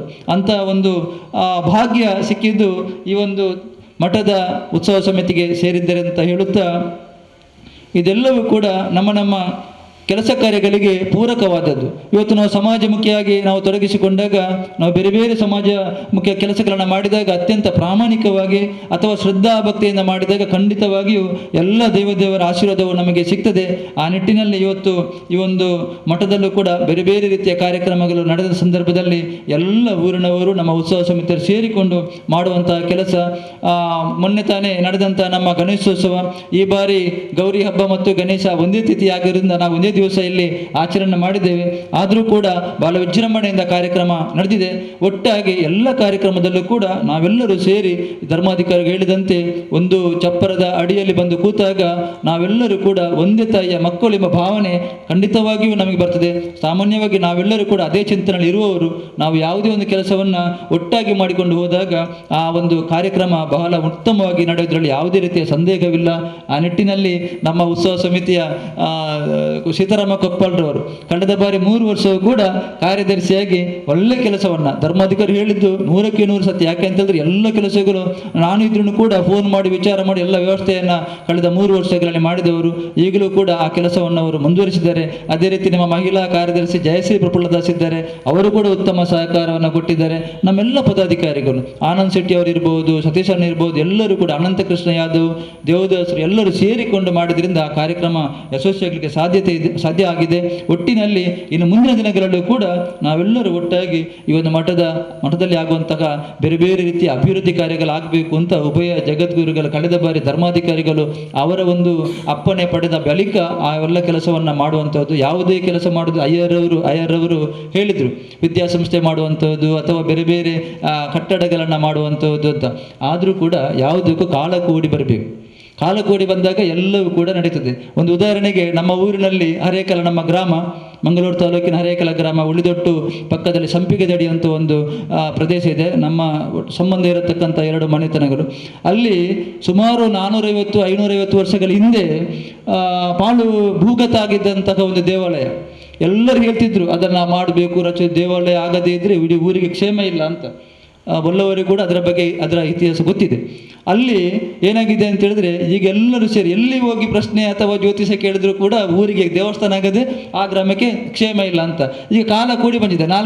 ಬರುವ ನವೆಂಬರ್ 4ನೇ ತಾರೀಕಿಗೆ ನಾವೆಲ್ಲ ಅದಕ್ಕೆ ಸಮಿತಿಯನ್ನು ಮಾಡಿಕೊಂಡು ಸಭೆಯೆಲ್ಲವನ್ನೂ ಸೇರಿ ಬರುವಂಥ ನವೆಂಬರ್ 4ನೇ ತಾರೀಕಿಗೆ ಆ ದೇವಸ್ಥಾನದ ಶಿಲಾನ್ಯಾಸ ಕಾರ್ಯಕ್ರಮ ಆಗ್ತಿದೆ. ಯಾಕೆ ಅಂತ ಹೇಳಿದ್ರೆ ಯಾವುದಕ್ಕೂ ಕೂಡ ಒಂದು ಇಷ್ಟು ವರ್ಷದಿಂದ ಆಗಂಥ ಕೆಲಸ ಈಗ ಆಗ್ತಾ ಇದೆ. ಆದ್ದರಿಂದ ಅದರಲ್ಲೂ ಕೂಡ ನಮ್ಮ ನೀಲೇಶ್ವರ ತಂತ್ರಿಯವರು ಹೇಳಿದಾಗೆ ಅಲ್ಲಿ ಆ ಭೂಮಿ ಅಡಿಭಾಗದಲ್ಲಿ ಸಿಕ್ಕಿದಂಥ ನಮಗೆ ಯಾವುದು ಪಾನಿಪೀಠ ಅಥವಾ ತಲಂಗಲ್ಲು ಎಲ್ಲವೂ ನಮಗೆ ಹಲವಾರು ಅದಕ್ಕೆ ಬೇಕಾದಂಥ ದೇವಸ್ಥಾನದ ಬೇರೆ ಬೇರೆ ಸಾಮಾನುಗಳು ನಮಗೆ ಸಿಕ್ಕಿದ್ದು ಕೂಡ ಅದರ ಅಲ್ಲಿ ದೇವಸ್ಥಾನ ಇದ್ದಂತಹ ಒಂದು ಇತಿಹಾಸ ನಮಗೆ ಕಾಣುವಂಥದ್ದು. ಆದ್ದರಿಂದ ಯಾವುದೇ ಕೆಲಸ ಮಾಡೋದಕ್ಕೂ ಕೂಡ ಅದು ನಮ್ಮಿಂದ ಇನ್ನೊಬ್ಬರಿಂದ ಯಾರಿಂದ ಕೂಡ ಆಗಬೇಕು ಅಂತಂದ್ರೂ ಕೂಡ ದೇವರ ಪ್ರೇರೇಪಣೆ ಇದ್ದರೆ ಮಾತ್ರ ಅದು ಸಾಧ್ಯ. ಕಾಲ ಕೂಡಿ ಬಂದಾಗ ಎಲ್ಲ ಕೆಲಸವೂ ಕೂಡ ಆಗ್ತಿದೆ. ಆ ಸಂದರ್ಭದಲ್ಲಿ ನಮಗೆ ಇರಬೇಕಾದ್ದು ಏನು ಅಂತ ಹೇಳಿದ್ರೆ, ನಮ್ಮಲ್ಲಿ ಅತ್ಯಂತ ಪ್ರಾಮಾಣಿಕತೆ ಮತ್ತು ಭಯ ಭಕ್ತಿ ಇದ್ದಾಗ ನಮ್ಮೆಲ್ಲ ಗುರು ಹಿರಿಯರ ಆಶೀರ್ವಾದ, ನಮ್ಮ ದೇವರ ಆಶೀರ್ವಾದ ಎಲ್ಲ ಖಂಡಿತವಾಗಿರ್ತದೆ. ಒಟ್ಟಿನಲ್ಲಿ ನಾವು ಸಮಾಜಮುಖಿಯಾಗಿ ನಾವು ಕೆಲಸವನ್ನು ಮಾಡುವಾಗ ಈ ರೀತಿಯಾಗಿ ಹೋದಾಗ ದೇವರ ದಯ ಖಂಡಿತ ಇರ್ತದೆ. ನಾವೆಲ್ಲರೂ ಕೂಡ ದೇವರು ಮೆಚ್ಚುವಂಥ ಕೆಲಸವನ್ನು ನಾವು ಮಾಡಿದಾಗ ನಮಗೂ ಕೂಡ ಒಳ್ಳೆಯದು, ಇಡೀ ಸಮಾಜಕ್ಕೂ ಕೂಡ ಒಳ್ಳೆಯದು ಅಂತ ಹೇಳುತ್ತಾ ಒಂದು ಸಂದರ್ಭದಲ್ಲಿ ದೀಪ ಪ್ರಜ್ವಲನೆಯನ್ನು ಮಾಡಿ ಈ ಶ್ರೀದೇವಿಯ ಕೃಪೆಗೆ ನಾವೆಲ್ಲರೂ ಪಾತ್ರರಾಗಿ ಶ್ರೀದೇವಿಯ ಆಶೀರ್ವಾದ ನಮ್ಮೆಲ್ಲರ ಮೇಲೆ ಇರಲಿ ಅಂತ ಹೇಳುತ್ತಾ, ಮುಂದಿನ ದಿನಗಳಲ್ಲೂ ಕೂಡ ಶ್ರೀ ಮಠದ ಕಾರ್ಯಕ್ರಮದಲ್ಲಿ ನಾವೆಲ್ಲರೂ ಕೂಡ ನಮ್ಮನ್ನು ನಾವು ತೊಡಗಿಸಿಕೊಳ್ಳೋಣ ಅಂತ ಹೇಳುತ್ತಾ ಅವಕಾಶಕ್ಕಾಗಿ ವಂದಿಸುತ್ತಾ ಒಂದೆರಡು ಮಾತು ಒಂದೆರಡು ಶುಭಾಶಯಗಳನ್ನು ನಮ್ಮೊಂದಿಗೆ ಹಂಚಿಕೊಳ್ಬೇಕಾಗಿ ವಿನಂತಿಸ್ತೇವೆ. ಈ ರೀತಿಯಾಗಿ ನವರಾತ್ರಿಯಲ್ಲಿ ಮೊದಲಿಗೆ ದುರ್ಗಾದೇವಿಯನ್ನು ಆಹ್ವಾನಿಸ್ತೇವೆ. ಏಕೆಂದರೆ ನಮ್ಮ ಚಿತ್ತದ ಅಶುದ್ಧಿಗಳು ನಷ್ಟವಾಗಲೆಂದು, ನಂತರ ಚಿತ್ತವು ಸದ್ಗುಣ ಸಂಪನ್ನವಾಗಲೆಂದು ಲಕ್ಷ್ಮಿಯನ್ನು ಆಹ್ವಾನಿಸ್ತೇವೆ. ಕಡೆಯಲ್ಲಿ ಆತ್ಮತೃಪ್ತಿಗಾಗಿ ದೇವಿ ಸರಸ್ವತಿಯನ್ನು ಆರಾಧಿಸ್ತೇವೆ. ಹೀಗೆ 3 ರಾತ್ರಿಗಳು ವಿಶೇಷವಾಗಿದ್ದು, ಮೂರನ್ನು ಪಡೆದರೆ ಒಳ್ಳೆಯ ವಿಜಯ ನಮ್ಮದಾಗ್ತದೆ. ಅದೇ ವಿಜಯದಶಮಿ. ಈ ವಿಜಯದಶಮಿ ಎಲ್ಲ ಕಾರ್ಯಗಳು ಉತ್ತಮವಾಗಿರ್ತದೆ. ಇಲ್ಲಿ ದೇವಿಯ ಅಭಿವ್ಯಕ್ತ ರೂಪಗಳು ಯಾವುದೆಂದರೆ ಶೈಲಪುತ್ರಿ, ಬ್ರಹ್ಮಚಾರಿಣಿ, ಚಂದ್ರಘಂಟ, ಬ್ರಹ್ಮ ಕೂಷ್ಮಾಂಡ, ಸ್ಕಂದಮಾತ, ಕಾತ್ಯಾಯಿನಿ, ಕಾಳರಾತ್ರಿ, ಮಹಾಗೌರಿ, ಸಿದ್ಧಾತ್ರಿ. ಈ ರೀತಿ ದೇವಿಯ 9 ರೂಪಗಳು. ಹೀಗೆ ಶಕ್ತಿ ದೇವತೆಯಾದ ದುರ್ಗಾದೇವಿಯು ಸ್ವರೂಪ ವೈಶಿಷ್ಟ್ಯಗಳ ಪ್ರತೀಕವಾಗಿದೆ. ಈ 9 ದಿನದ ನವರಾತ್ರಿ ನಂತರ ಆಚರಿಸುವಂಥ ಅದೇ 10ನೇ ದಿನವೇ ವಿಜಯದಶಮಿ. ವಿಜಯದಶಮಿ ಸರ್ವ ಕಾರ್ಯಗಳಿಗೆ ಅತ್ಯುತ್ತಮ ಅಂತ ಹೇಳ್ತಾರೆ. ನಮ್ಮ ಭಾರತದಲ್ಲಿ ಅತ್ಯಂತ ವಿಜೃಂಭಣೆಯಿಂದ ಆಚರಿಸುವಂಥ ಹಬ್ಬಗಳಲ್ಲಿ ಒಂದು ಇದು. ನಮ್ಮ ರಾಜ್ಯದಲ್ಲಿ ಮೈಸೂರು ದಸರಾ ಆಗಿ ಎಂದೇ ಪ್ರಸಿದ್ಧವಾಗಿದೆ. ಎಲ್ಲ ಊರುಗಳಲ್ಲಿಯೂ ನವರಾತ್ರಿ ವಿಜಯದಶಮಿ ಅತ್ಯಂತ ವಿಜೃಂಭಣೆಯಿಂದ ನಡೆಸ್ತಾರೆ. ಇಲ್ಲಿ ಕೋಟೆಕರಲ್ಲಿ 1984ರಿಂದಲೇ ನವರಾತ್ರಿ ಪೂಜೆ ನಡೆಯುತ್ತಾ ಇದೆ. ಇತ್ತೀಚಿನ ವರ್ಷಗಳಲ್ಲಿ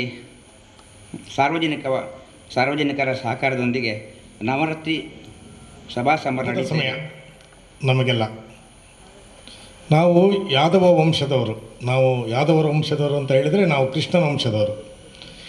ಈಗ ಮೈಸೂರಿನ ಮಹಾರಾಜರು ಸಹ ನಮ್ಮ ವಂಶಜರೇ, ವಿಜಯನಗರದ ಅರಸರು ಸಹ ನಮ್ಮ ವಂಶದವರೇ. ಹೀಗೆ ನಮ್ಮ ಗೊಲ್ಲ ಯಾದವ ಸಮುದಾಯದ ಇತಿಹಾಸ ಬಹಳ ದೊಡ್ಡದಿದೆ. ನಾವು ಎಲ್ಲರೊಡಗೆ ಒಂದುಗೂಡಿ ಎಲ್ಲ ಧಾರ್ಮಿಕ ಕಾರ್ಯಕ್ರಮಗಳಿಗೂ ನಾವು ನಮ್ಮ ಸಮುದಾಯದವರು ದಕ್ಷಿಣ ಕನ್ನಡ ಜಿಲ್ಲೆಯಾದ್ಯಂತ ಸಹಕಾರವನ್ನು ನೀಡ್ತಾ ಬಂದಿದ್ದೇವೆ. ಈ ಒಂದು ಸುಸಂದರ್ಭದಲ್ಲಿ ದಕ್ಷಿಣ ಕನ್ನಡ ಜಿಲ್ಲೆಯ ಯಾದವ ಗೊಲ್ಲ ಸಮಾಜದ ಅಧ್ಯಕ್ಷನಾಗಿ ಈ ಶಾರದಾಂಬೆಯ ಸೇವೆಯನ್ನು ಮಾಡಲು ನನಗೆ ಅವಕಾಶ ಮಾಡಿಕೊಟ್ಟಂತಹ ಇಲ್ಲಿನ ಸಂಘಟನೆಯ ಎಲ್ಲ ಮುಖ್ಯಸ್ಥರಿಗೂ, ಅಧ್ಯಕ್ಷರಿಗೂ, ಕಾರ್ಯಕ್ರಮಕ್ಕೆ ಸಹಾಯ ನೀಡಿದಂಥ ಎಲ್ಲ ಕಾರ್ಯಕರ್ತರಿಗೂ ನಾನು ವಿಜಯದಶಮಿಯ ಹೃತ್ಪೂರ್ವಕವಾದಂಥ ವಂದನೆಗಳನ್ನು ಅರ್ಪಿಸ್ತಾ ನನ್ನ ಮಾತನ್ನು ವಂದನೆಗಳನ್ನು ಸಮರ್ಪಿಸ್ತಾ ಇದ್ದೇನೆ. ಈಗ ಸಮಾರೋಪ ಮಾತುಗಳನ್ನು ಮಂಗಳೂರು ಅಂತಾರಾಷ್ಟ್ರೀಯ ವಿಮಾನ ನಿಲ್ದಾಣದ ನಿವೃತ್ತ ನಿರ್ದೇಶಕರಾದ ಶ್ರೀ MR ವಾಸುದೇವ ಸ್ವಾಮಿಯವರು ನಮ್ಮಲ್ಲಿಗೆ ಧನುರ್ಧಾರಿ ರಾಮಸ್ಯ ಪ್ರಿಯದರ್ಶನಂ ಅಂತ ಹೇಳಿಬಿಟ್ಟು ಆ ಶ್ಲೋಕವನ್ನು ಹೇಳ್ಕೊತಾ ದೊಡ್ಡವರಿಂದ ಇವತ್ತಿನ ದಿವಸ ಆಶೀರ್ವಾದವನ್ನು ಪಡಿಬೇಕು ಅಂತನ್ನೋದು ನಿಯಮ ವಿಜಯದಶಮಿ ದಿವಸ. ಯಾಕೆ ಅಂತಂದರೆ ವಿಜಯದಶಮಿ ಅಂತನ್ನೋದು ವಿರಾಟ ಪರ್ವಕ್ಕೆ ಮುಂಚೆ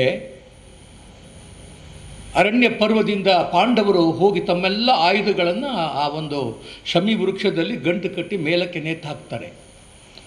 ಅಲ್ಲಿಂದ ಅವರಿಗೆ ಅದರಿಂದ ಬಿಡುಗಡೆ ಅವರು ಯಾವಾಗ ಬಂದು ಅದರಿಂದ ಅಜ್ಞಾತವಾಸವನ್ನು ಮುಗಿಸ್ಕೊಂಡು ಬರೋ ಹೊತ್ತಿಗೆ ಅವ್ರಿಗೆ ಆಯುಧಗಳು ಅರ್ಜುನ ವಿರಾಟ್ ಪರ್ವದಲ್ಲಿ ಭೀಷ್ಮ ಇದು ಗೋಗ್ರಹಣ ಸಂದರ್ಭದಲ್ಲಿ ಈ ಒಂದು ಆಯುಧಗಳು ಅವನಿಗೆ ಸಿಕ್ಕು ಅವರ ಮೇಲೆ ಜಯವನ್ನು ಸಂಪಾದಿಸ್ತಾನೆ ಅಂತ ಒಂದು. ರಾಮಾಯಣದ ಸಂದರ್ಭದಲ್ಲಿ ರಾಮ ಅಯೋಧ್ಯೆಗೆ ವಾಪಸ್ ಹೋಗಿದ್ದು ಇವತ್ತಿನ ದಿವಸ ರಾವಣನ ಮೇಲೆ ಜಯವನ್ನು ಸಂಪಾದಿಸಿ, ಹಾಗಾಗಿ ಡೆಲ್ಲಿನಲ್ಲಿ ಉತ್ತರ ಭಾರತದಲ್ಲೆಲ್ಲ ಇವತ್ತಿನ ದಿವಸ ವಿಜೃಂಭಣೆಯಿಂದ ರಾವಣನ ದಹನ ಆಗ್ತದೆ. ಯಾಕೆಂದರೆ ಅದೊಂದು ದುಷ್ಟಶಕ್ತಿಯ ಒಂದು ದಮನ ಆಗ್ತಕ್ಕಂಥ ಒಂದು ಸಂದರ್ಭ. ಅಲ್ಲಿ ಶಿಷ್ಟಶಕ್ತಿಯರು ಏನನ್ನು ಕಾಪಾಡಬೇಕಾಗಿತ್ತೋ ಅದನ್ನು ರಾಮಚಂದ್ರ ಮಾಡಿಬಿಟ್ಟು ಅವತ್ತಿನ ಏನು ಜಯವನ್ನು ಸಂಪಾದಿಸಿದ. ಆ ಸಂದರ್ಭದಲ್ಲಿ ಈ ಒಂದು ವಿಜಯದಶಮಿಗೆ ಇರತಕ್ಕಂಥ ಮಹತ್ವ ಇದು ನಾನು ಉತ್ತರ ಭಾರತದಲ್ಲೆಲ್ಲ ಇದ್ದಾಗ ನನಗೆ ಅನಿಸ್ಕೊಂಡಿದ್ದು. ಈ ಒಂದು ಸಂದರ್ಭ ಇಷ್ಟೊಂದು ಒಳ್ಳೆಯ ಸಂದರ್ಭವನ್ನು ನನಗೆ ಆಚರಿಸೋದಕ್ಕೆ ಧರ್ಮಾಧಿಕಾರಿಗಳು ಶಂಕರ ಪ್ರತಿಷ್ಠಾನದ ಏನೊಂದು ಶಂಕರಾಚಾರ್ಯರು ಏನೊಂದು ಧರ್ಮ ಸಂಸ್ಥಾಪನೆಗೋಸ್ಕರ 1230 ವರ್ಷಗಳ ಹಿಂದೆ ಒಂದು ರೂಪ ಕೊಟ್ಟರಲ್ಲ, ಆ ಒಂದು 4 ಆಮ್ನಾಯ ಪೀಠಗಳನ್ನು ಸ್ಥಾಪನೆ ಮಾಡಿದ್ರಲ್ಲ, ಆ ಒಂದು ಸಂದರ್ಭದಲ್ಲಿ ಶೃಂಗೇರಿ ಮಠದ ಪ್ರತಿನಿಧಿಗಳಾಗಿ ಧರ್ಮಾಧಿಕಾರಿಗಳು ಇಲ್ಲೊಂದು ನನಗೊಂದು ಅವಕಾಶ ಮಾಡಿಕೊಟ್ಟಿದ್ದಾರೆ. ಅದಕ್ಕೋಸ್ಕರ ನಾನು ಅವರಿಗೆ ಕೃತಜ್ಞ. ಇಂತಹ ಸಂದರ್ಭಗಳು ನಮ್ಮ ಜೀವನದಲ್ಲಿ ಹೆಚ್ಚಿಗೆ ಬರೋದಿಲ್ಲ. ಬದುಕೋದೇ ಒಂದು 50, 60, 70 ವರ್ಷ. 1, 2 ಸರ್ತಿ ಯಾರೋ ಹೀಗೆ ಕರೀತಾರೆ, ನಿಮ್ಮನ್ನೆಲ್ಲ ನೋಡೋದಕ್ಕೆ ಒಂದು ಅವಕಾಶ ಸಿಗುತ್ತೆ. ಅದಕ್ಕೋಸ್ಕರ ನಾನು ಆ ಪರಮಾತ್ಮನಿಗೆ ನನ್ನ ಕಡೆಯಿಂದ ನಾನು ಭಯಭಕ್ತಿಯಿಂದ ವಿನೀತನಾಗಿ ನಿಂತ್ಕೊಂಡು ಪ್ರಾರ್ಥನೆ ಮಾಡ್ತೀನಿ. ಇಂಥ ಸಂದರ್ಭಗಳು ಎಲ್ರಿಗೂ ಸಿಗಲಿ ಅಂತ ಹೇಳಿ ಕೇಳ್ಕೊತೀನಿ. ಬಹುಶಃ ಜಗದ್ಗುರುಗಳನ್ನು ನಾವು ಏನು ನೋಡಬೇಕು, ಅಲ್ಲಿಗೆ ಹೋಗಬೇಕು, ಅವರಿಗೆ ಪ್ರಾರ್ಥನೆ ಮಾಡಬೇಕು, ನಮಸ್ಕಾರ ಮಾಡಬೇಕು ಅಂತಕ್ಕಂಥದ್ದು ಏನೊಂದು ಭಾವನೆ ಬರುತ್ತಲ್ಲ, ಯಾವುದೋ ಒಂದು ಸಂದರ್ಭದಲ್ಲಿ ಬರುತ್ತೆ. ಪ್ರತಿನಿತ್ಯ ನಾವು ಯಾವುದೋ ಒಂದು ಜಂಜಾಟದಲ್ಲಿ, ಯಾವುದೋ ಒಂದು ಸಂಕಷ್ಟದಲ್ಲಿ, ಇನ್ಯಾವುದೋ ಒಂದು ತರಲೆ ತಾಪತ್ರಯದಲ್ಲಿ ಸಿಕ್ಕಾಕ್ಕೊಂಡಿರ್ತೀವಿ. ಆ ಮನಸ್ಸೇ ಬರೋದಿಲ್ಲ. ಈ ಒಂದು ಸಂದರ್ಭದಲ್ಲಿ ಇಷ್ಟೊಂದು ಜನ ಇಲ್ಲಿ ಬಂದು ಕೂತ್ಕೊಂಡು ಆ ಒಂದು ಮನಸ್ಸನ್ನು ನಾವು ಇದಕ್ಕೆ ಗಮನ ಹರಿಸೋ ಹಾಗೆ ಮಾಡುತ್ತಲ್ಲ, ಅದು ನಿಮ್ಮ ಪೂರ್ವಜನ್ಮದ ಪುಣ್ಯ ಅಂತ ನಾನು ಅನ್ಕೋತೀನಿ. ಅದು ನಮ್ಮ ಈ ಗುರುಗಳು ಏನೊಂದು ಜಗದ್ಗುರುಗಳು ಅಂತ ನಾವೇನು ಹೇಳ್ತೀವಿ, ಅದೊಂದು ಕಲ್ಪನೆ. ಆ ಕಲ್ಪನೆ ಬಹುಶಃ 1230 ವರ್ಷಗಳ ಹಿಂದೆ ಶಂಕರಾಚಾರ್ಯರು ನಮ್ಮ ಹಿಂದೂ ಧರ್ಮಕ್ಕೆ ಯಾಕೆ ಕೊಟ್ಟರು ಅಂತ ಅನ್ನೋದೇ ಆಶ್ಚರ್ಯ ಅಂತ ನನಗೆ ಅನ್ಸೋದು. ಯಾಕೆಂದರೆ ಆ ಸಂದರ್ಭದಲ್ಲಿ ಈ ತರಹದ ಒಂದು ಮ್ಯಾನೇಜ್ಮೆಂಟ್ ಥಿಯರಿ ಅಂತಕ್ಕಂಥ ಒಂದು ಕಲ್ಪನೆ ಏನಿದೆಯಲ್ಲ, ಸಾಧ್ಯವೇ ಇರಲಿಲ್ಲ. ಮ್ಯಾನೇಜ್ಮೆಂಟ್ ಥಿಯರಿ ಅಂತ ಅನ್ನೋದು ಈಗ 200-300 ವರ್ಷಗಳ ಹಿಂದೆ ಯಾರೋ ಒಬ್ಬರು ಅಮೇರಿಕಾದಲ್ಲೋ ಇಂಗ್ಲೆಂಡಲ್ಲೋ ಯಾರೋ ಒಂದು ಹುಟ್ಟಾಕಿರ್ತಕ್ಕಂಥ ಥಿಯರಿ. ಆದರೆ ಈ 4 ಆಮ್ನಾಯ ಪೀಠಗಳು ಅಂತ ಸ್ಥಾಪನೆ ಮಾಡಿದರು. ಅಷ್ಟು ವೇದಗಳಲ್ಲಿರ್ತಕ್ಕಂಥ ಎಲ್ಲ ಮಂತ್ರಗಳನ್ನು, ಋಗ್ವೇದದ್ದಾಗಲಿ, ಯಜುರ್ವೇದದ್ದಾಗಲಿ, ಸಾಮವೇದದ್ದಾಗಲಿ, ಅಥರ್ವವೇದ 4 ವೇದಗಳನ್ನು ಕಲಿತು ಅದನ್ನು ಹೇಳ್ತಕ್ಕಂಥ ಜನ ಕಡಿಮೆ ಆಗ್ತಾ ಬಂದಿದ್ದರು. ಅದನ್ನು ವೇದವ್ಯಾಸರು ಅದಕ್ಕೂ 1500 ವರ್ಷಗಳ ಹಿಂದೆ ಅದನ್ನೆಲ್ಲ ವಿಂಗಡಣೆ ಮಾಡಿದರು. ಆ ವಿಂಗಡಣೆ ಮಾಡಿರ್ತಕ್ಕಂಥದ್ದನ್ನು ಋಗ್ವೇದವನ್ನು ಒಬ್ಬರೇ ಹೇಳೋದಕ್ಕೂ ಕಷ್ಟ ಆಗುತ್ತೆ ಅಂತಂದಾಗ ಅದನ್ನು ಆ ಒಂದು ಆಮ್ನಾಯ ಪೀಠಗಳನ್ನು ಸ್ಥಾಪನೆ ಮಾಡಿ ವೇದಗಳನ್ನು ಅಧ್ಯಯನ ಮಾಡೋದಕ್ಕೆ ಅನುಕೂಲ ಮಾಡಿಕೊಡೋದಕ್ಕೆ ಏನೊಂದು ಏರ್ಪಾಡು ಮಾಡಿದ್ರಲ್ಲ, ಅದೊಂದು ಮ್ಯಾನೇಜ್ಮೆಂಟ್ ಥಿಯರಿಯ ಒಂದು ಕಲ್ಪನೆ ಅಂತ ನನಗನ್ಸುತ್ತೆ. 32 ವರ್ಷ ಬದುಕಿರ್ತಕ್ಕಂಥ ಶಂಕರಾಚಾರ್ಯರು ಇಡೀ ಅಖಂಡ ಭಾರತವನ್ನು ಸಂಚಾರ ಮಾಡಿ ಆಗಿರ್ತಕ್ಕಂಥ ಧರ್ಮಕ್ಕೆ ಏನು ಕ್ಷತಿ ಬರ್ತಾ ಇತ್ತು, ಏನೊಂದು ಕ್ಷಯ ಉಂಟಾಗ್ತಾ ಇತ್ತು, ಆ ಒಂದು ಸಣ್ಣ ವಯಸ್ಸಿನಲ್ಲೇ ಇಡೀ ವೇದಗಳನ್ನು, ಉಪನಿಷತ್ತುಗಳನ್ನು, ಪುರಾಣಗಳನ್ನು ಎಲ್ಲವನ್ನು ಅಧ್ಯಯನ ಮಾಡಿ ಅದಕ್ಕೆ ಬೇಕಾಗಿರ್ತಕ್ಕಂತಹ ಅವರು ಬೇರೆ ಬೇರೆ ರೀತಿಯಲ್ಲಿ ಅವುಗಳ ಶಾಸ್ತ್ರಗಳನ್ನು ಎಲ್ಲಿ ಖಂಡನೆ ಮಾಡಬೇಕೋ ಅಲ್ಲಿ ಖಂಡನೆ ಮಾಡ್ತಾ, ಯಾರಿಗೆ ಎಲ್ಲಿ ಸರಿಯಾದ ರೀತಿಯಲ್ಲಿ ಉತ್ತರ ಹೇಳಬೇಕು ಎಲ್ರಿಗೂ ಜನಗಳಿಗೆ ಗೊತ್ತಿತ್ತು. ಆ ಬೂದಿಯಲ್ಲಿ ಮುಚ್ಚಿರ್ತಕ್ಕಂಥ ಕೆಂಡವನ್ನು ಹೊರಗೆ ತಂದು ಬೂದಿಯೆಲ್ಲ ತೆಗೆದು ಕೆಂಡ ಪ್ರಖರವಾಗಿ ಉರಿಯೋ ಹಾಗೆ ಮಾಡಿರ್ತಕ್ಕಂಥದ್ದು ಶಂಕರಾಚಾರ್ಯರು. ಇಂತಹ ಉಪನಿಷತ್ತುಗಳು, ಆ ಒಂದು ಏನೊಂದು ಉಪನಿಷತ್ತುಗಳಿದ್ವೋ ಆ ಉಪನಿಷತ್ತುಗಳಲ್ಲಿರ್ತಕ್ಕಂಥ ತತ್ವವನ್ನೇ ಅವರು ಹೇಳಿದ್ದು. ಆ ತತ್ವವನ್ನು ಮತ್ತೊಮ್ಮೆ ಮರುಕಳಿಸೋ ಹಾಗೆ ನಮ್ಮಲ್ಲಿ ಪುನರ್ ಉಜ್ಜೀವನಗೊಳ್ಳುವ ಹಾಗೆ ಮಾಡಿರ್ತಕ್ಕಂಥದ್ದು ಶಂಕರಾಚಾರ್ಯರು. ಆ ಒಂದು 32 ವರ್ಷದಲ್ಲಿ 8 ವರ್ಷಕ್ಕೆ ಹೊರಟಿರ್ತಕ್ಕಂಥ ಶಂಕರಾಚಾರ್ಯರು 16 ವರ್ಷಕ್ಕೆ ಈ ಎಲ್ಲ ಉಪನಿಷತ್ತುಗಳನ್ನು ಎಲ್ಲವನ್ನು ಅರ್ಥ ಮಾಡಿಕೊಂಡು ಅವುಗಳ ಮೇಲೆ ಭಾಷೆಗಳನ್ನ ಬರೆದರು. ಆ ಬರೆದಿರ್ತಕ್ಕಂಥ ಭಾಷೆಗಳನ್ನು ಬೇರೆ ಬೇರೆ ಶಿಷ್ಯರುಗಳನ್ನು ಮೂಲಕ ಇಡೀ ಭಾರತದಲ್ಲಿ ಪ್ರಚಾರ ಮಾಡೋ ಹಾಗೆ ಮಾಡಿದರು. ಇವತ್ತಿನ ದಿವಸನೂ ಸಹ ಋಗ್ವೇದಕ್ಕೆ, ಯಜುರ್ವೇದಕ್ಕೆ, ಸಾಮವೇದಕ್ಕೆ, ಅಥರ್ವಣ ವೇದಕ್ಕೆ ಅಧಿಕಾರಿಗಳು ಅಂತ ಹೇಳಿ ಶಂಕರಾಚಾರ್ಯರು ಏನೊಂದು ತಮ್ಮ ಪ್ರತಿನಿಧಿಗಳನ್ನು ನೇಮಕ ಮಾಡಿದರು, ಅವರು ಮಾಡಿರ್ತಕ್ಕಂತಹ ಗುರು ಪರಂಪರೆ ವಿಚ್ಛಿನ್ನವಾಗಿ ನಡ್ಕೊಂಡು ಬರ್ತಾ ನಮ್ಮ ದೇಶವನ್ನು, ಹಿಂದೂ ಧರ್ಮವನ್ನು ಸಂರಕ್ಷಣೆ ಮಾಡ್ಕೊಂಡು ಬಂದಿರತಕ್ಕಂಥ ಒಂದು ಶಕ್ತಿ ಆ ಶಂಕರಾಚಾರ್ಯರು ಏನೊಂದು ಸ್ಥಾಪನೆ ಮಾಡಿದ್ರು ಆ ಮಠಗಳಲ್ಲಿ ಇವತ್ತು ಸಹ ಅಷ್ಟೇ ಪ್ರಖರವಾಗಿ ಉಳ್ಕೊಂಡು ಬಂದಿದೆ ಅಂತ ಅನ್ನೋದನ್ನು ನೀವು ಗಮನಿಸ್ಬೋದು.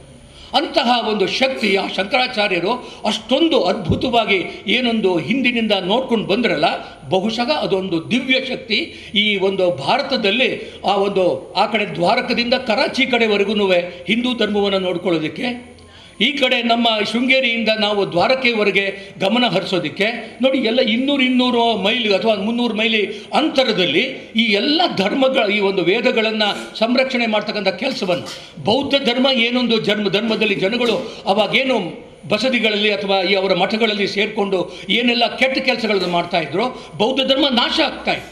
ಬೇರೆ ಯಾವುದೇ ಧರ್ಮಗಳು ಅಲ್ಲಿ ಉತ್ತರ ಕೊಡುವಂಥ ಸ್ಥಿತಿಯಲ್ಲಿ ಇರಲಿಲ್ಲ. ಅವ್ರುಗಳಿಗೆಲ್ಲ ಸರಿಯಾದ ಉತ್ತರ ಕೊಟ್ಟವರು ಶಂಕರಾಚಾರ್ಯರು. ಆ ಶಂಕರಾಚಾರ್ಯರು ಏನು ಸರ್ವಜ್ಞ ಪೀಠವನ್ನು ಏರಿದ್ರು, ಆ ಸರ್ವಜ್ಞ ಪೀಠವನ್ನು ಏರಿದಾಗ ಇದ್ದಂಥ ಪ್ರಖಂಡ ಶಿಷ್ಯರುಗಳು, ಮಂಡನ ಮಿಶ್ರರಂಥ ಪ್ರಖಂಡ ಶಿಷ್ಯರುಗಳನ್ನು ಅವರು ಪಡೆದರು. ಅದು ಸಾಧ್ಯವ ಅವರೆಲ್ಲ ಈ ಒಂದು ಕರ್ಮಕಾಂಡವನ್ನೇ ಏನು ಬಹಳ ಮುಖ್ಯ ಅಂತ ಏನು ಹೇಳ್ತಾ ಇದ್ರು, ಅವರುಗಳನ್ನು ಸೋಲಿಸಿ ಅವರುಗಳನ್ನೆಲ್ಲ ತಮ್ಮ ಶಿಷ್ಯರುಗಳನ್ನ ಮಾಡಿಕೊಂಡು ಗುರು ಬಹುಶಃ 16-18 ವರ್ಷದವರು, ಆದರೆ ಮಂಡನ ಮಿಶ್ರರು 70 ವರ್ಷದವರು, ಮುದುಕರು. ಅಂಥವರು ಆ ಒಂದು ಮುದುಕರಾಗಿರ್ತಕ್ಕಂಥವರು ಶಂಕರಾಚಾರ್ಯರ ಕಾಲಪುಟದಲ್ಲಿ ಕಲಿತು ಅವರ ಕೂತ್ಕೊಂಡು ಅವರ ಶಿಷ್ಯರಾಗಿ ಏನೊಂದು ಈ ಒಂದು ಗುರು ಪರಂಪರೆಯಲ್ಲಿ ಒಬ್ಬರಾದರೂ ಅದನ್ನು ನಾವು ಗಮನಿಸಬೇಕು. ಅಂತಹ ಜ್ಞಾನಿಗಳೆಲ್ಲ ಅವರ ಕಾಲುಬುಡದಲ್ಲಿ ಕೂತ್ಕೊಂಡು ಅದನ್ನು ಅವ್ರು ನಡ್ಸ್ಕೊಂಡು ಹೋಗಿರ್ತಕ್ಕಂಥದ್ದು ಅದು ಶಂಕರಾಚಾರ್ಯರು ಹಾಕ್ಕೊಟ್ಟಿರ್ತಕ್ಕಂತಹ ಒಂದು ತತ್ವ, ಆ ಒಂದು ಏನೊಂದು ಪರಂಪರೆ ಇವತ್ತಿನವರೆಗೂ ನಮಗೆ ಬೆಳಕನ್ನು ನೀಡ್ತಾ ಇದೆ.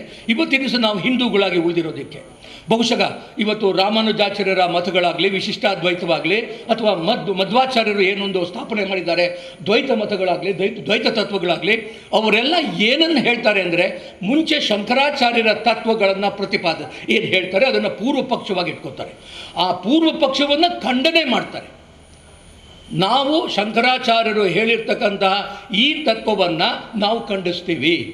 ಅದ್ವೈತ ಅಂತ ಹೇಳಿದಾಗ ನಾವು ದ್ವೈತ ಯಾಕೆ ಹೇಳ್ತೀವಿ, ನಾವು ವಿಶಿಷ್ಟಾದ್ವೈತ ಯಾಕೆ ಹೇಳ್ತೀವಿ ಅಂತ ಅನ್ನೋದನ್ನು ಶಂಕರಾಚಾರ್ಯರ ಒಂದು ಅದ್ವೈತ ಮತವನ್ನು ಪ್ರತಿಪಾದನೆ ಮಾಡಿ ಏನು ಅವರು ಹೋಗಿದ್ದಾರೆ ಅದನ್ನು ಖಂಡನೆ ಮಾಡೋದಕ್ಕೋಸ್ಕರ ಹೇಳ್ತಾರೆ. ಅಂದರೆ ಅಲ್ಲಿಯವರೆಗೆ ಈ ಥರದ ಒಂದು ವಿಚಾರಗಳು ಇರಲಿಲ್ಲ.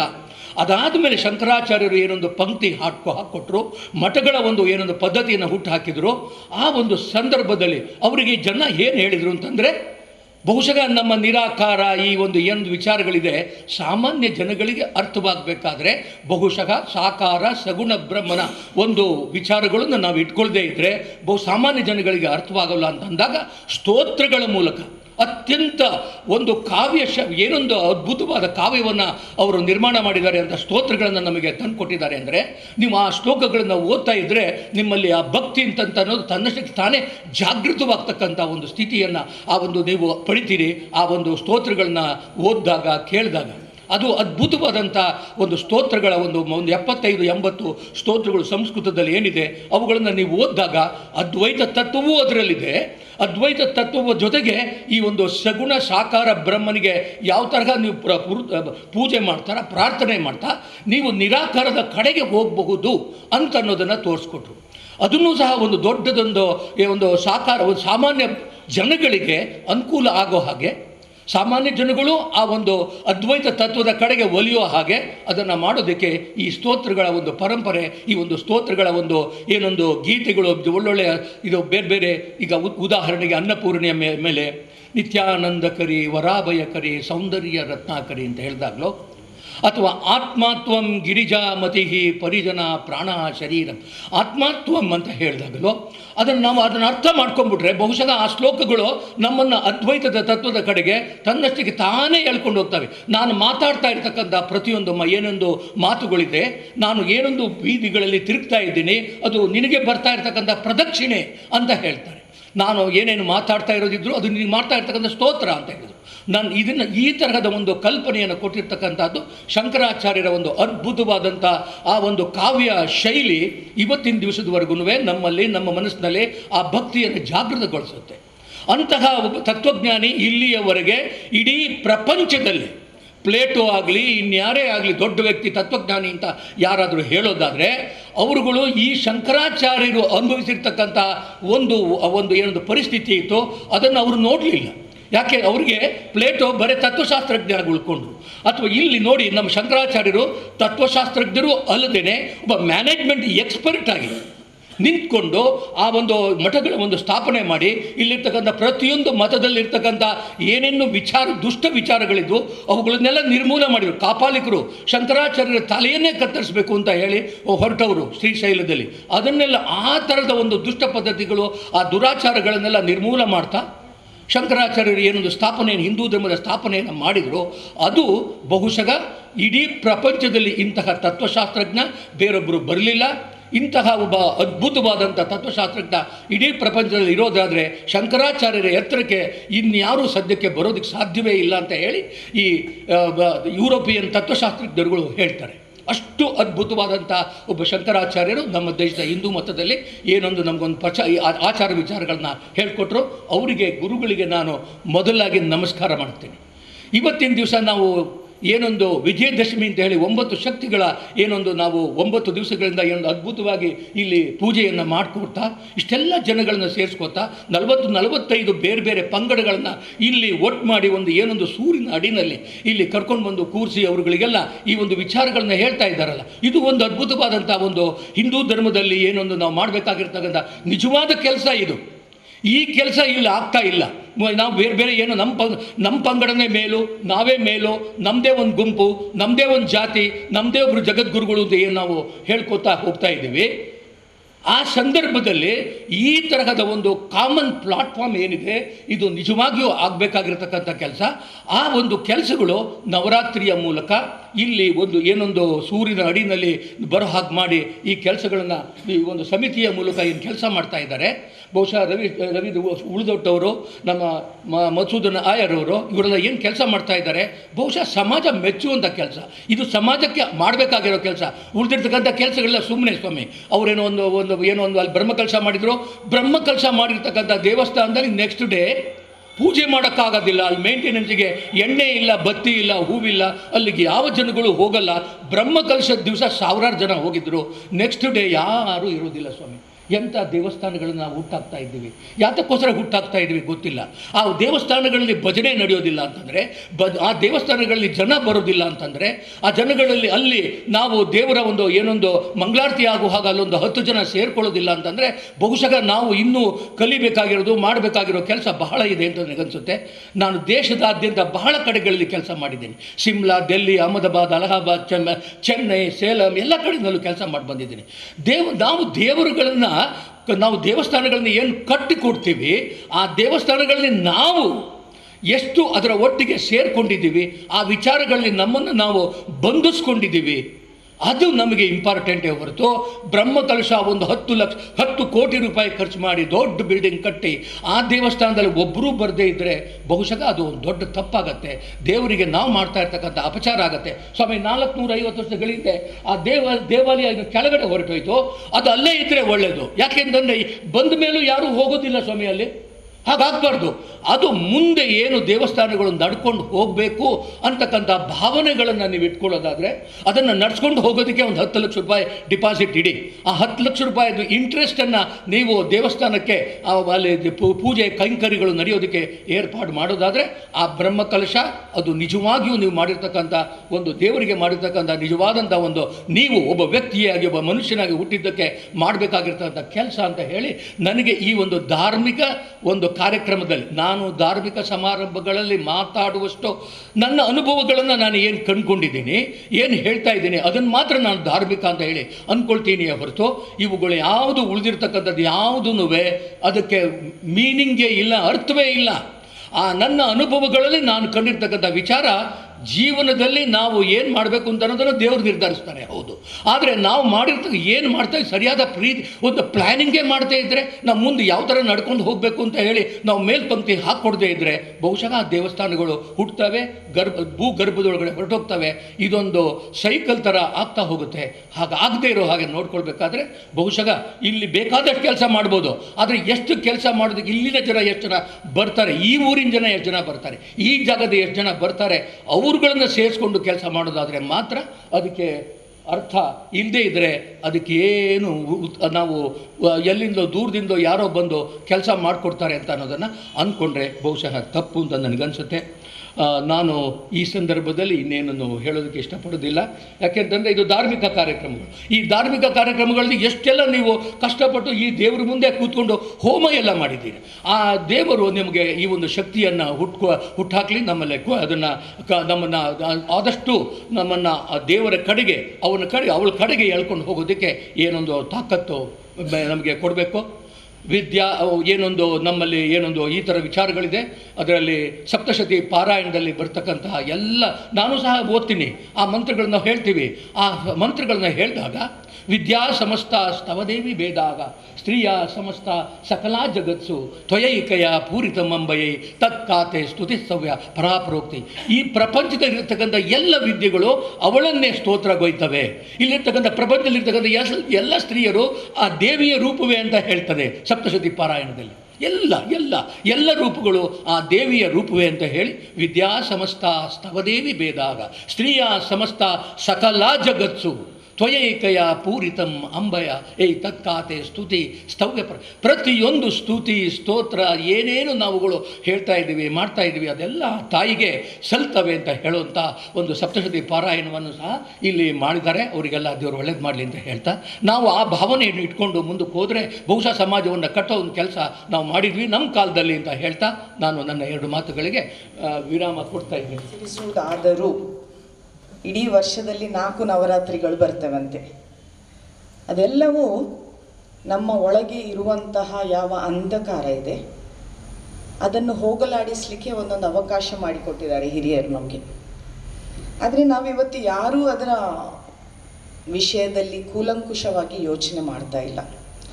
ಪ್ರಾಯಶಃ ನಮ್ಮ ತಪ್ಪಿಲ್ಲ ಅದರಲ್ಲಿ. ಎಲ್ಲಿಯ ನಮಗೆ ಗೈಡೆನ್ಸ್ ಕೊಡುವಲ್ಲಿ ಸ್ವಲ್ಪ ತಪ್ಪಿ ಹೋಗಿದೆ ನಮ್ಮ ಸಮಾಜ ಇವತ್ತು ಅಂತ ಹೇಳುವಂಥದ್ದು ನನ್ನ ಭಾವನೆಗೆ ಬರ್ತದೆ.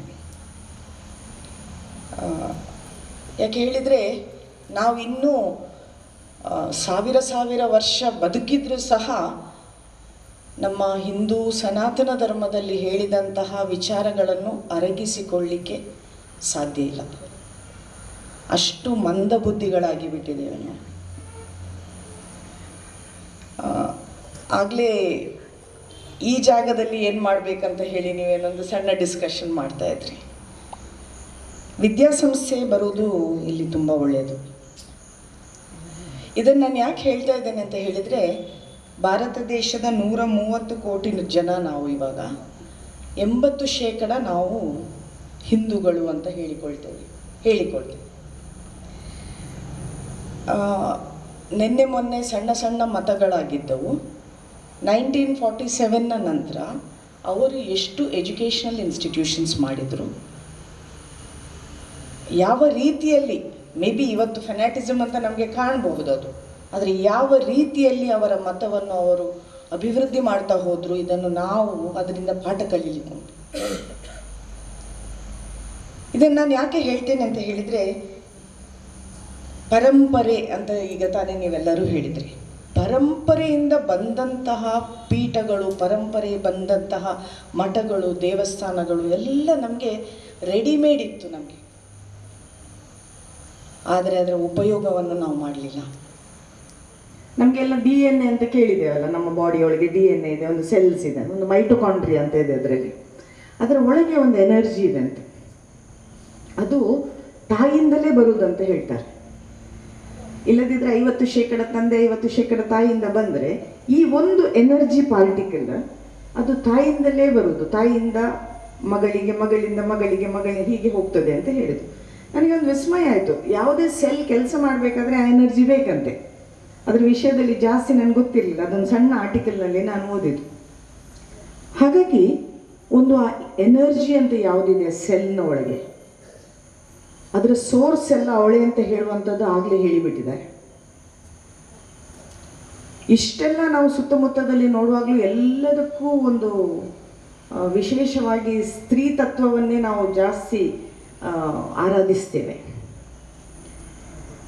ಈ ಸ್ತ್ರೀ ತತ್ವವನ್ನು ಆರಾಧಿಸುವಾಗ ಸ್ತ್ರೀ ಅಂತ ಹೇಳಿದ ಹಾಗೆ ಆಗ ಅಣ್ಣ ಸತ್ಯಶಂಕರ್ ಅವರು ಹೇಳಿದರು, ಗಂಡು ಹೆಣ್ಣು ಇದೆಲ್ಲ ಭೇದ ಇಲ್ಲ, ಅದಕ್ಕೆ ಆತ್ಮಕ್ಕೆ ಯಾವುದು ಭೇದ ಇಲ್ಲ.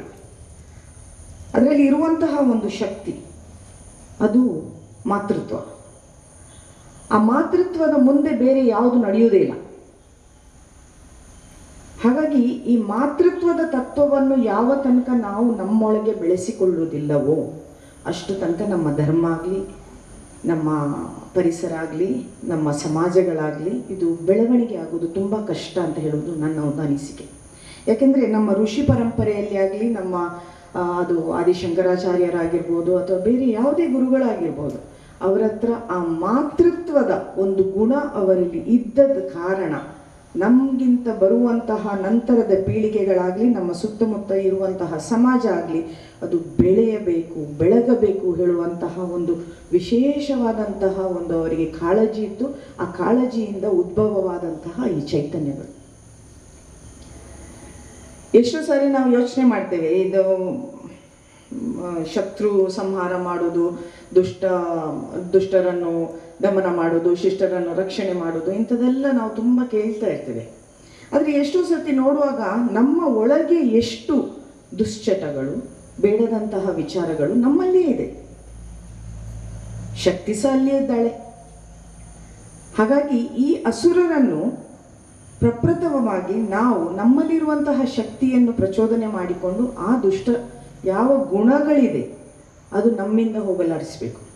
ಒಂದು ಈ ನಮ್ನೆಯ ವಿಚಾರಗಳನ್ನು ಮಾಡದೆ ನಮ್ಮಲ್ಲಿರುವಂತಹ ಯಾವ ದುಶ್ಚಟಗಳಿವೆ, ಯಾವ ದುರ್ಬುದ್ಧಿಗಳಿವೆ ಅದನ್ನು ನಾವು ನಾಶ ಮಾಡದಿದ್ದರೆ ಅದರಲ್ಲಿ ಏನು ಪ್ರಯೋಜನ ಇಲ್ಲ ಹೇಳುವಂತಹದ್ದು ಒಂದು ವಿಚಾರ ಅಷ್ಟೇ. ಯಾಕೆಂದರೆ ಇಷ್ಟು ಲಿವಿಂಗ್ ಬೇಯಿಂಗ್ಸ್, ಜೀವಜಂತುಗಳು ಇಲ್ಲಿ ಹುಟ್ಟುತ್ತವೆ. ಹಾಗಾದರೆ ನಾವು ಯಾವ ರೀತಿಯಲ್ಲೂ ನಾವು ಇಂಪ್ರೂವ್ ಆಗದಿದ್ದರೆ ನಾವು ಆ ಪ್ರಾಣಿಗಳಿಗಿಂತ ನಾವು ಹೇಗೆ ಬೇರೆ ಹೇಳುವಂಥದ್ದು. ಆವಾಗ ನಾವು ಹೇಳ್ತೇವೆ ನಾವು ತುಂಬ ಜ್ಞಾನಾರ್ಜನೆ ಮಾಡಿದ್ದೇವೆ, ತುಂಬ ಡಿಗ್ರೀಸ್ ಇದೆ, ಅದು ಇದು ಇದೆ ಅಂತ ಹೇಳ್ತೇವೆ ನಾವು.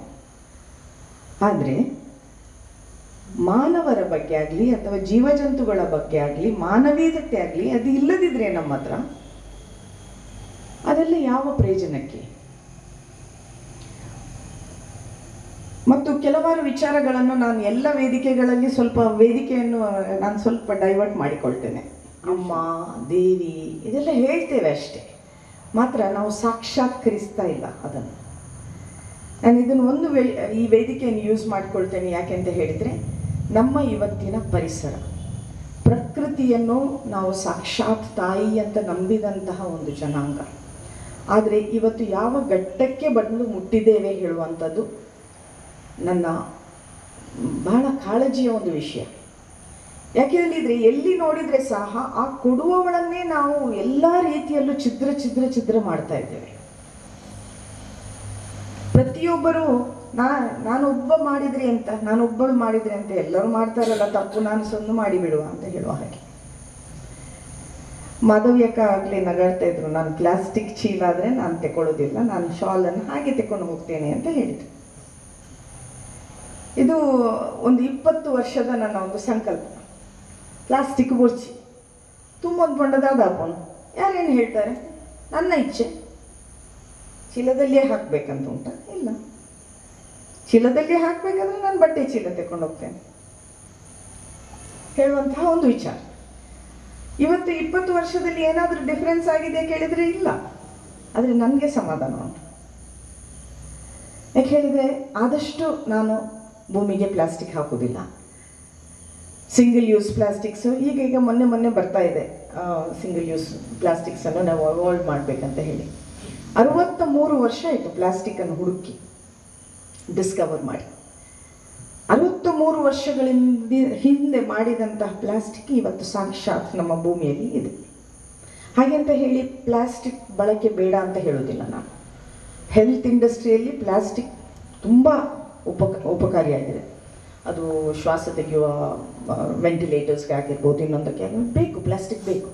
ಆದರೆ ಮನೆಯಿಂದ ಒಂದು ಚೀಲ ತಗೊಂಡೋಗ್ಲಿಕ್ಕೆ ಕಷ್ಟವಾ? ಇಲ್ಲ. ಏನಾದರೂ ಒಂದು ಖರೀದಿ ಮಾಡಬೇಕಾದ್ರೆ ನಮ್ಮದೇ ಯಾವುದಾದ್ರೂ ಒಂದು ವ್ಯವಸ್ಥೆ ಮಾಡಿಕೊಂಡು ಹೋಗೋದು ಕಷ್ಟವಾ? ಇಲ್ಲ. ಅದು ನಮ್ಮ ನಮ್ಮ ನಮ್ಮ ಸಂಕಲ್ಪ. ಹಾಗಾಗಿ ಇಲ್ಲಿ ಕೂತಿರುವಂಥವ್ರ ಹತ್ರ ಒಂದು ವಿನಂತಿ, ತುಂಬ ಚೆನ್ನಾಗಿ ನಾವು ಗುಡಿಯಲ್ಲಿರುವಂತಹ ದೇವರಿಗೆ ಹೋಗಿ ಕೈ ಮುಗಿತೇವೆ, ತುಂಬ ಸುಂದರವಾಗಿ ಅವರನ್ನು ಅಲಂಕಾರ ಮಾಡ್ತೇವೆ. ಆದರೆ ದಿನ ಬೆಳಗಾಗಿ ನಮ್ಮನ್ನು ರಕ್ಷಿಸುತ್ತಿರುವಂತಹ, ನಮ್ಮನ್ನು ಹೊತ್ತಿರುವಂತಹ ಈ ತಾಯಿಯ ವಿಷಯದಲ್ಲಿ ಸ್ವಲ್ಪ ಯೋಚನೆ ಮಾಡುವ ಹೇಳುವಂತಹ ಒಂದು ಕಳಕಳಿಯ ವಿನಂತಿ. ಇದನ್ನು ನೀವು ಇಲ್ಲಿ ಬಂದವರೆಲ್ಲ ಒಂದು ವಿಜಯದಶಮಿಯ ಸಂಕಲ್ಪ ಅಂತಲೇ ತಗೊಳ್ಳಿ. ಜಾಸ್ತಿ ಬೇಡ. ಈ ವಿಜಯದಶಮಿಯಿಂದ ನೆಕ್ಸ್ಟ್ ವಿಜಯದಶಮಿ ತನಕ ನಾನು ಆದಷ್ಟು ಸಿಂಗಲ್ ಯೂಸ್ ಪ್ಲಾಸ್ಟಿಕ್ಸನ್ನು ನಾನು ಯೂಸ್ ಮಾಡೋದಿಲ್ಲ ಹೇಳುವಂಥ ವಿಚಾರ. ಇನ್ನೊಂದು ವಿಚಾರ ಅಂತ ಹೇಳಿದರೆ ರೀಯೂಸ್, ರೀಸೈಕಲ್ ಅಂತ ಹೇಳುವಂತಹ ಕಾನ್ಸೆಪ್ಟ್ ನೀವು ಕೇಳಿರ್ಬೋದು. ಯಾವುದನ್ನೇ ಆಗಲಿ ಆದಷ್ಟು ಸಲ ನಾವು ಯೂಸ್ ಮಾಡುವ. ನಮಗೆ ಯೂಸ್ ಮಾಡಲಿಕ್ಕೆ ಆಗದಿಲ್ವಾ, ನಮ್ಮಿಂದ ಜಾಸ್ತಿ ಅಗತ್ಯ ಇರುವವರಿಗೆ ಅದನ್ನು ಕೊಡುವ. ತುಂಬ ಹಳೆಯದು ಹರಿದದಂತಲ್ಲ, ಈಗ ಪಾಲಿಯೆಸ್ಟರ್ಸ್ ನಾವು ಯೂಸ್ ಮಾಡ್ತೇವೆ ತುಂಬ ಜನ. ಅದಕ್ಕೆ ಬಾಳಿಕೆ ಬಹಳ ವರ್ಷ, ಅದು ಹೇಗೆ ಮಾಡಿದರೆ ಸಹ ಅದು ಹಾಳಾಗೋದಿಲ್ಲ. ಅದು ಆದಷ್ಟು ಪಾಲಿಯೆಸ್ಟರ್ನನ್ನು ಅವಾಯ್ಡ್ ಮಾಡುವ. ಯಾಕೆ ಹೇಳಿದರೆ ಪ್ಲಾಸ್ಟಿಕ್ಕಿನ ಅಣ್ಣ ಅದು. ಆನಂದನ್ನ ಒಂದು ಬ್ಯಾಗ್ ತಂದು ಕೊಟ್ಟರು, ಪಾಲಿಮೈಡ್ ಬ್ಯಾಗ್. ಅದು ಈ ಯೂಶುವಲ್ ಯೂಸ್ ಮಾಡುವಂತಹ ಪ್ಲಾಸ್ಟಿಕ್ ಇದು ಒಂದು ತಮ್ಮ ಅದು. ಹಾಗಾಗಿ ಎಲ್ಲದರಲ್ಲಿ ಪಾಲಿಮರ್ಸ್ ಅಂತ ಯಾವುದು ಹೇಳ್ತೀವಿ ಅದೆಲ್ಲ ಅಡಗಿದೆ. ಇದರಲ್ಲಿ ನಮಗೇನಾಗಲಿಕ್ಕಿಲ್ಲ. ಇದು ಭೂಮಿಗೆ ಸೇರಿಕೊಂಡು ಅದರ ಅಣುಗಳು ನಮ್ಮ ಮಣ್ಣಿನಲ್ಲಿ ಸೇರಿಕೊಳ್ತವೆ. ನಾಳೆ ಹೇಳಿದರೆ ಇನ್ನೊಂದು ಸ್ವಲ್ಪ ವರ್ಷದಲ್ಲಿ ನಾನಾ ರೀತಿಯ ಮ್ಯೂಟೇಷನ್ಸ್ ಆಗ್ತದೆ. ಇದರಲ್ಲಿ ಬೆಳೆದಂತಹ ತರಕಾರಿ ನಮ್ಮ ಜೀವಕ್ಕೆ ಹೋಗ್ತದೆ. ಅದರಲ್ಲಿರುವಂತಹ ಸತ್ವ ನಮ್ಮ ಸೆಲ್ಸನ್ನು ಸೇರಿಕೊಳ್ತದೆ. ಹಾಗಾಗಿ ಇವತ್ತು ಈ ಕಾನ್ಸೆಪ್ಟ್ ಆಫ್ ಕಮರ್ಷಿಯಲೈಸೇಷನ್ ಅಥವಾ ವ್ಯಾಪಾರೀಕರಣ ಅಂತ ಏನು ಹೇಳ್ತಾ ಇದ್ದೇವೆ ನಾವು, ಅದು ಎಲ್ಲ ಆಯಾಮಗಳಲ್ಲಿ ಬಂದುಬಿಟ್ಟಿದೆ. ಪ್ಲಾಸ್ಟಿಕ್ ಬ್ಯಾನ್ ಮಾಡ್ತೇವೆ ಅಂತ ಹೇಳುವಾಗ ಒಂದು ಪೇಪರ್ನಲ್ಲಿ ಸಾಧಾರಣ ಎಲ್ಲ ಪೇಪರ್ ಇದು ಫ್ರಂಟ್ ಪೇಜ್ನಲ್ಲಿ ಪ್ಲಾಸ್ಟಿಕ್ ಪ್ರೊಡ್ಯೂಸರ್ಸ್ ಒಂದು ಅಡ್ವರ್ಟೈಸ್ಮೆಂಟ್ ಕೊಟ್ಟರು. ಪ್ರಾಯಶಃ ಆಲ್ ಇಂಡಿಯಾ ಅವರದೊಂದು ಖರ್ಚು ಒಂದು ಕಮ್ಮಿ ಪಕ್ಷದಲ್ಲಿ ಒಂದು 25 ಕೋಟಿ ಆಗಿರ್ಬೋದು ಅಷ್ಟು ಆ ಅಡ್ವರ್ಟೈಸ್ಮೆಂಟ್ಗೆ. ಇಲ್ಲ ಪ್ಲಾಸ್ಟಿಕ್ ಬೇಕು ಅಂತ ಹೇಳಿ. ನಾನು ಹೇಳಿದೆಲ್ಲ ಪ್ಲಾಸ್ಟಿಕ್ ಇದೆ, ಅದರ ಉಪಯೋಗಗಳಿದೆ. ಆದರೆ ಎಲ್ಲೆಲ್ಲಿ ನಮಗೆ ಸಾಧ್ಯ ಆಗ್ತದೆ ಅಲ್ಲಿ ಅವಾಯ್ಡ್ ಮಾಡುವ. ದೇವಿಯನ್ನು ಬರೀ ದೇವಸ್ಥಾನದ ಗರ್ಭಗುಡಿಯಲ್ಲಿ ಮಾತ್ರ ಅಲ್ಲ, ನಮ್ಮ ಸುತ್ತಮುತ್ತಲೂ ಸಹ ದೇವಿಯನ್ನು ನೋಡುವ ಹೇಳುವಂತಹ ಒಂದು ವಿಚಾರ. ಇಲ್ಲ ತ್ರಿಮೂರ್ತಿಗಳಿಗೆ ಸಹ ಏನೂ ಆಗೋದಿಲ್ಲ ಅಂತ ಹೇಳುವಾಗ ಅಮ್ಮನನ್ನು ಕರೆದು ಬಿಡ್ತೇವೆ ನಾವು. ಇದರಲ್ಲಿ ಒಂದು ವಿಷಯ ಇದೆ. ಇವತ್ತು ನಾವು ಸಾಮಾಜಿಕವಾಗಿ ತುಂಬ ವಿಷಯಗಳು ನಮ್ಮ ಎದುರುಗಳಿ ದೈತ್ಯಾಕಾರದಲ್ಲಿವೆ. ಒಂದು ಅಬ್ಯೂಸ್ ಆಫ್ ಡ್ರಗ್ಸ್. ನಮ್ಮ ಮುಂದುಗಡೆ ಬಹಳ ವಿಚಿತ್ರವಾದಂತಹ ನರ್ತನ ಆಡ್ತಾ ಇದೆ. ಅದು ನಮ್ಮ ಮಕ್ಕಳು ಯಾವ ದಾರಿಗೆ ಹೋಗ್ತಾ ಇದ್ದಾರೆ ಅಂತ ಗೊತ್ತಿಲ್ಲ ನನಗೆ. ಈಗ ಅಣ್ಣ ಆಗಲೇ ಹೇಳಿದರು, ನಾವು ನಿಮೂರ್ತಿ ಇಲ್ಲ, ಅಯ್ಯರಣ್ಣ ಹೇಳಿದ್ರಲ್ಲ, ನಿಮೂರ್ತಿ ಇಲ್ಲ ನಮಗೆ. ಹಿಂದೂ ಸ್ಕೂಲ್ಸ್ ಇಲ್ಲ ಸರಿಯಾದ್ದು. ಎಷ್ಟು ಜನ, 1-2-3 ಜನ ಮಾಡಿದ್ದಾರೆ, ಮತ್ತೆ ಮಕ್ಕಳನ್ನ ಎಲ್ಲಿ ಕಳಿಸೋದು? ಹಾಗಾಗಿ ಒಂದು ಮೈನಾರಿಟಿ ಕಮ್ಯುನಿಟಿ ಇವತ್ತು ಮೊನೋಪಾಲಿ ಇನ್ ಎಜುಕೇಷನ್ ಮಾಡಲಿಕ್ಕೆ ಸಾಧ್ಯ ಆದರೆ why can't the majority community do it ಹೇಳುವಂಥ ಒಂದು ವಿಚಾರ. We have to change with times. ಧರ್ಮ ಅಂತ ಹೇಳಿದರೆ ಎಲ್ಲ ಹೇಳ್ತಾರೆ ಆ ಕಾಲದಲ್ಲಿ ಬದ್ದದ್ದು ಕೆಲವಾರು ಈ ಕಾಲದಲ್ಲಿ ಪ್ರಸ್ತುತ ಅಂತ ಕಾಣೋದಿಲ್ಲ ನಮಗೆ. ಹಾಗಾದರೆ ಧರ್ಮ ಅಂದರೆ ಏನು? ಕಾಲಕ್ಕೆ ಸಮಾಜಕ್ಕೆ ಬೇಕಾದಂತಹ ಬದಲಾವಣೆಗಳನ್ನು ಧರ್ಮದ ಚೌಕಟ್ಟಿನಲ್ಲಿ ಹಾಕಿಕೊಂಡು ಮುಂದೆ ಹೋಗುವಂಥದ್ದು ಆ್ಯಕ್ಚುಲ್ ಧರ್ಮ. ಯಾಕೆ ಹೇಳಿದರೆ ಕೆಲವಾರು ಸರ್ತಿ ಎಣಿಸ್ತದೆ, ಬರೀ ಈಗ ಅಣ್ಣ ದೇವಸ್ಥಾನದ ವಿಷಯ ಹೇಳಿದರು, ಆ ವಿಷಯ ನನ್ನ ತಲೆಯಲ್ಲಿ ಇಡೀ ಕೊರಿತಾ ಇರ್ತದೆ. 10 ಕೋಟಿ 20 ಕೋಟಿ 30 ಕೋಟಿ ಹಾಕಿ ದೇವಸ್ಥಾನಗಳನ್ನು ಮಾಡಿ ಅಲ್ಲಿ ಬರೀ ಒಂದು ವ್ಯಾವಹಾರಿಕ ದೃಷ್ಟಿಯಲ್ಲಿ ಈ ಪೂಜೆಗೆ ಇಷ್ಟು, ಈ ಪೂಜೆಗೆ ಇಷ್ಟು, ಈ ಪೂಜೆಗೆ ಇಷ್ಟು ಅಂತ ಹೇಳೋದಲ್ಲದೆ 16 ವಿದ್ಯೆಗಳು 64 ಕಲೆಗಳನ್ನು ಕಲಿಸುವಂತಹ ವ್ಯವಸ್ಥೆ ಇಲ್ಲಿ ಆಗ್ತಾ ಇಲ್ಲ. ಹಾಗಾಗಿ ಎಲ್ಲರನ್ನು ಆಲ್ ಇನ್ಕ್ಲೂಸಿವ್ ಆಗಿ, ತಪ್ಪಾಗಿರಬಹುದು ನಮ್ಮ ಹತ್ರ, ಆ ತಪ್ಪುಗಳನ್ನು ತಿದ್ದಿ ಒಂದು ವ್ಯವಸ್ಥೆ. ಈಗ ಅಣ್ಣ ಎಲ್ಲ ನೀವು ತುಂಬ ಕಡೆ ಎಲ್ಲ ಹೋಗಿ ಬಂದವರು, ಎಲ್ಲ ಕಡೆ ನೋಡಿದ್ದೀರ. ನಿಮ್ಮಂಥವರು ಲೀಡರ್ಶಿಪ್ ಕೊಡಬೇಕು. ಈ ಕಲ್ಚರನ್ನು ಹೇಗೆ ಉಳಿಸ್ಬೋದು, ಒಂದು ಚೌಕಟ್ಟು ಆಗಲೇಬೇಕು ನಮಗೆ. ಚೌಕಟ್ಟು ಆಗದಿದ್ದರೆ ಇನ್ನೂ 70 ವರ್ಷ ಇದೇ ರೀತಿಯಲ್ಲಿದ್ದು ಇದಕ್ಕಿಂತ ಅಧೋಗತಿಗೆ ನಾವು ಹೋಗ್ತೇವೆ ಹೇಳೋದ್ರಲ್ಲಿ ಸಂಶಯ ಇಲ್ಲ. ಎಷ್ಟೇ ಮಾಡಲಿ, ನನಗೆ ಕೆಲವಾರು ಸತಿ ಆಗ್ತದೆ, ನಾನು ಆಯುಷ್ ಗ್ರ್ಯಾಜುಯೇಟ್, ಆಯುರ್ವೇದದಲ್ಲಿ ಆಗುವಂತಹ ಒಂದು ವ್ಯವಸ್ಥೆಗಳನ್ನು ನೋಡಿದರೆ ದಿಗ್ಭ್ರಮೆ ಆಗ್ತದೆ. ಎಲ್ಲಿ ಹೋಗ್ತಾ ಇದ್ದೇವೆ ನಾವು? 70 ವರ್ಷದಲ್ಲಿ ನಮ್ಮ ನೆಲದ ಔಷಧೀಯ ಪದ್ಧತಿಯನ್ನು ನಮಗೆ ಬೆಳೆಸಲಿಕ್ಕೆ ಆಗಲಿಲ್ಲ ಅಂತ ಹೇಳಿದರೆ ಎಷ್ಟು ಶೋಚನೀಯ ಸ್ಥಿತಿ ಇದೆ. ಇದು ಎಲ್ಲಿ ಆಗಬೇಕಿತ್ತು? ಮಠಗಳಲ್ಲಿ, ಆಶ್ರಮಗಳಲ್ಲಿ ಆಗಬೇಕಿತ್ತು. ಯಾಕೆ ಹೇಳಿದರೆ ಇದು ಮಾಡರ್ನ್ ಮೆಡಿಸಿನ್ನ ಹಾಗೆ ಅಲ್ಲ. ಇದು ಪ್ರಕೃತಿಯ ಜೊತೆಯಲ್ಲಿ ಅನ್ಯೋನ್ಯವಾದಂತಹ ಸಂಬಂಧ ಇದ್ದಂತಹ ಒಂದು ಮೆಡಿಕಲ್ ಆಸ್ಪೆಕ್ಟ್ ಇದೆ. ಅದನ್ನು ಕಾಲೇಜಿನಲ್ಲಿ ಕಲಿಸ್ಲಿಕ್ಕೆ ಆಗೋದಿಲ್ಲ. ನಾವು ಕಲಿತವ್ರು BMS ಮಾಡಿ ಬಂದಿದ್ದೇವೆ, ನಮ್ಮ ಹಣೆ ಬರ ನಮಗೆ ಗೊತ್ತು. ಹಾಗಾಗಿ ನೀಡ್ ಆಫ್ ದಿ ಅವರ್ ಭಾರತೀಯ ಹಿಂದೂ ಸನಾತನ ಸಂಸ್ಕೃತಿಯನ್ನು ಮತ್ತೆ ಪುನರ್ಜೀವನ ಹೇಗೆ ಮಾಡೋದು ಹೇಳುವಂಥದ್ದನ್ನು ನಾವು ಬಹಳ ಕೂಲಂಕುಷವಾಗಿ ಯೋಚನೆ ಮಾಡಬೇಕು. ಎಷ್ಟು ಜನ ಇದ್ದಾರೆ ಇಂಟ್ರೆಸ್ಟೆಡ್ ಇವತ್ತು? ನಾವು ಎಲ್ಲಿ ಕಳಿಸೋದು? ಮೊನ್ನೆ ಒಂದು ಇದು ಬಂತು, ಪಾಠಶಾಲೆಯ ಬೆಂಗಳೂರಿನಲ್ಲಿ ಒಂದು ಪಾಠಶಾಲೆಗೆ ಒಂದು ಅಡ್ವರ್ಟೈಸ್ಮೆಂಟ್, ಮಕ್ಕಳಿದ್ರೆ ಕಳಿಸಿ ಅಂತ. ಅಡಿಗೆಯಲ್ಲಿ ಬ್ರಾಹ್ಮಣರಿಗೆ ಮಾತ್ರ ಅಂತ. ಬಹಳ ಬೇಸರ ಆಯ್ತು ನನಗೆ. ಇಂಟ್ರೆಸ್ಟ್ ಇದ್ದಂತಹ ಯಾವುದೇ ಮಗು ಬರಲಿ, ತೊಂದರೆ ಇಲ್ಲ. ಸಂಸ್ಕಾರ ಗೊತ್ತಿಲ್ಲದಿದ್ರೆ ಕಲಿಸಿ, ತೊಂದರೆ ಇಲ್ಲ. ಯಾವ ತನಕ ನಾವು ಆ ರೀತಿಯ ಫಂಡಮೆಂಟಲ್ ಡಿಫ್ರೆನ್ಸಸ್ ಅನ್ನು ನಾವು ಸರಿ ಮಾಡೋದಿಲ್ವೋ ಅಷ್ಟು ತನಕ ಇದು ಸರಿಯಾಗ್ತದೆ. ಎಷ್ಟೋ ಸತಿ ಊಟದ ಪದ್ಧತಿಯಲ್ಲಿ ಅಣ್ಣ ಇದೆಲ್ಲ ಹೇಳುವಾಗ ಸ್ವಲ್ಪ ಕೆಲವು ಸತಿ ಕಠೋರ ಆಗ್ತದೆ. ಕೆಲವು ಸತಿ ನಮಗೆ ಗೊತ್ತಿರುವುದಿಲ್ಲ, ನಾವು ಹೇಗೆ ಊಟ ಮಾಡಬೇಕು, ಆಚಮನ ಹೇಗೆ ಮಾಡಬೇಕು, ಇದೆಲ್ಲ ವಿಷಯ ಎಲ್ಲ ಗೊತ್ತಿಲ್ಲ. ನಾನು ಹೇಳೋದು, ಕಲಿಸಿದ್ರೆ ಕಲಿತಾರ ಇಲ್ವಾ? ಕಲಿಸ್ಲಿಕ್ಕೆ ವ್ಯವಸ್ಥೆ ಮಾಡ್ಲಿಕ್ಕೆ ಆಗ್ತದಾ ಇಲ್ವಾ? ಆಗ್ತದೆ. ಅದಕ್ಕೆ ಇಚ್ಛೆ ಬೇಕು. ಎಷ್ಟೋ ಸಂದರ್ಭಗಳಲ್ಲಿ ಇದೆಲ್ಲ ಹೇಳಿದ್ರೆ ಒಂದರ ಮೇಲೆ ಒಂದು ಓವರ್ಲ್ಯಾಪ್ ಆಗಿ ಏನೇನಾಗಿ ಹೋಗ್ತದೆ. ಹಾಗಾಗಿ ಇದನ್ನು ಇಲ್ಲಿಗೆ ಸೀಮಿತ ಮಾಡಿ, ನಾನು ಯಾಕೆ ಇದನ್ನು ಹೇಳ್ತಾ ಇದ್ದೇನೆ ಅಂತ ಹೇಳಿದ್ರೆ, ಮಹಾದಾನಿ ಇಂತಹ ದಾನದ ಒಂದು ವಿಚಾರ ಎಲ್ಲರಿಗೆ ಬರಬೇಕು. ಅಣ್ಣ ತುಂಬ ಕಡೆಯಲ್ಲಿ ಹೋಗಿ ತುಂಬ ನೀವೆಲ್ಲ ಜ್ಞಾನಾರ್ಜನೆ ಮಾಡಿಕೊಂಡು, ಅಬ್ಸರ್ವ್ ಮಾಡಿಕೊಂಡು, ಎಕ್ಸ್ಪೀರಿಯನ್ಸ್ನಿಂದ ಕಲ್ತವ್ರು. ನಿಮ್ಮಂಥವರು ಒಂದು ದೊಡ್ಡ ಫೌಂಡೇಶನ್ನ ಹಾಗೆ ಮಾಡಬೇಕು. ಇದಕ್ಕೆ ಒಳ್ಳೆ ಐಡಿಯಾಸ್ ಹಾಕಿ ಟೈಮ್ ಫ್ರೇಮ್ ಇಟ್ಕೊಂಡು 1 ಅಥವಾ 2 ವರ್ಷದಲ್ಲಿ ನಮ್ಮ ಸಿಲೆಬಸ್ ಬರಬೇಕು. ಮದ್ರಾಸಕ್ಕೆ ಸಿಲೆಬಸ್ ಬರ್ತದಾದ್ರೆ ನಮ್ಗೆ ಯಾಕೆ ಸಿಲೆಬಸ್ ಬರೋದಿಲ್ಲ? ಇದನ್ನು ನಾವು ಯೋಚನೆ ಮಾಡಲೇ ಇಲ್ಲ. ನನಗೆ ತುಂಬ ಸಂತೋಷ ಆಯಿತು, ನಾರಾಯಣಿ ಅಮ್ಮನವರು ಇಲ್ಲಿ ಶಾಸ್ತ್ರೀಯ ಸಂಗೀತ ಕಲಿಸ್ತಾರೆ ಅಂತ ಸೌಮ್ಯ ಹೇಳಿದರು. ಅಮ್ಮ, ಅದು ದೊಡ್ಡ ವಿಚಾರ. ಯಾಕೆ ಹೇಳಿದರೆ, ಅಟ್ಲೀಸ್ಟ್ ಒಂದು ಕಲೆಯನ್ನು ಇಟ್ಕೊಂಡು ನೀವು ಇನ್ನೊಂದು 10-20 ಮಕ್ಕಳಿಗೆ ಒಂದು ವರ್ಷದಲ್ಲಿ ಕಲಿಸಿದರೆ ಸಹ ನಿಮ್ಮ ಜೀವನ ಸಾರ್ಥಕ. ಶಂಕರಣ್ಣನ ಹಾಗೆ ಇನ್ನಷ್ಟು ಜನರು ಹುಟ್ಟಿ ಬರಲಿ. ಜಗದ್ಗುರುಗಳ ಆಶೀರ್ವಾದದಿಂದ ನಮಗೆಲ್ಲರಿಗೂ ಒಂದು ಸರಿಯಾದಂತಹ ವಿಚಾರಧಾರೆ ನಮ್ಮ ಮೈಂಡ್ನಿಂದ ಬರಲಿ. ಸರಸ್ವತಿ ಇಲ್ಲಿ ಕೂತ್ಕೊಳ್ಳಿ ಅಂತ ಹೇಳಿಕೊಂಡು ನನಗೆ ಅವಕಾಶ ಕೊಟ್ಟಿದ್ದಕ್ಕಾಗಿ ವಂದಿಸಿ, ಎಲ್ಲರಿಗೂ ತಾಳ್ಮೆಯಿಂದ ನೀವು ಕೇಳಿದ್ದೀರಾ. ನಮಸ್ಕಾರ ಹೇಳುತ್ತಾ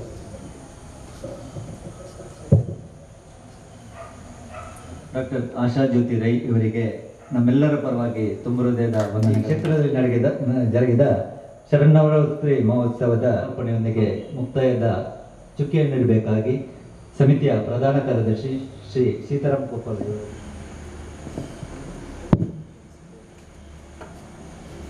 ಶರನ್ನವರಾತ್ರಿಯ ದಶಮಿಯ ದಿನವಾದ ಇಂದು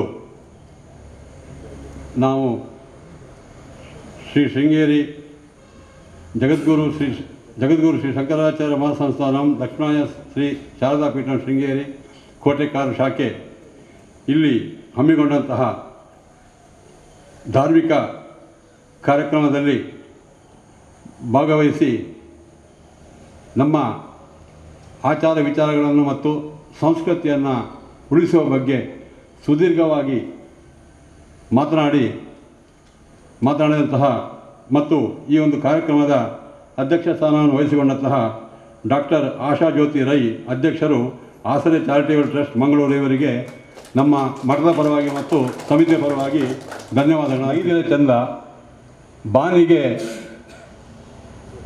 ಚಂದ್ರನೇ ಚಂದ, ಸಾಗರಕ್ಕೆ ತೆರೆಗಳೇ ಚಂದ ಎಂಬುದಾಗಿ ನಿನ್ನೆ ನಮ್ಮ ಮಕ್ಕಳು ಇಲ್ಲಿ ಹಾಡುವುದನ್ನು ನಾನು ಕೇಳಿದ್ದೇನೆ. ಅದೇ ರೀತಿ ಆಧ್ಯಾತ್ಮಿಕ ಮತ್ತು ಧಾರ್ಮಿಕ ವಿಚಾರಗಳ ಬಗ್ಗೆ ಪ್ರವಚನವನ್ನು ಕೇಳಲಿಕ್ಕೆ ಆ ವಿಚಾರ ತಿಳಿದಂತಹ ಬ್ರಾಹ್ಮಣರೇ ಚಂದ ಅಂತ ನನ್ನ ಅನಿಸಿಕೆ. ಆದ್ದರಿಂದ ಈ ಒಂದು ಪ್ರವಚನವನ್ನು ಶ್ರೀ ಎಂ ಆರ್ ವಾಸುದೇವರಾವ್ ನಿವೃತ್ತ ನಿರ್ದೇಶಕರು ಮಂಗಳೂರು ಅಂತಾರಾಷ್ಟ್ರೀಯ ವಿಮಾನ ನಿಲ್ದಾಣ ಇವರು ನಡೆಸಿಕೊಟ್ಟಿದ್ದಾರೆ. ಇವರಿಗೆ ನಮ್ಮ ಸಮಿತಿಯ ಮತ್ತು ಶೃಂಗೇರಿ ಮಠದ ಪರವಾಗಿ ಅನಂತ ಧನ್ಯವಾದಗಳು.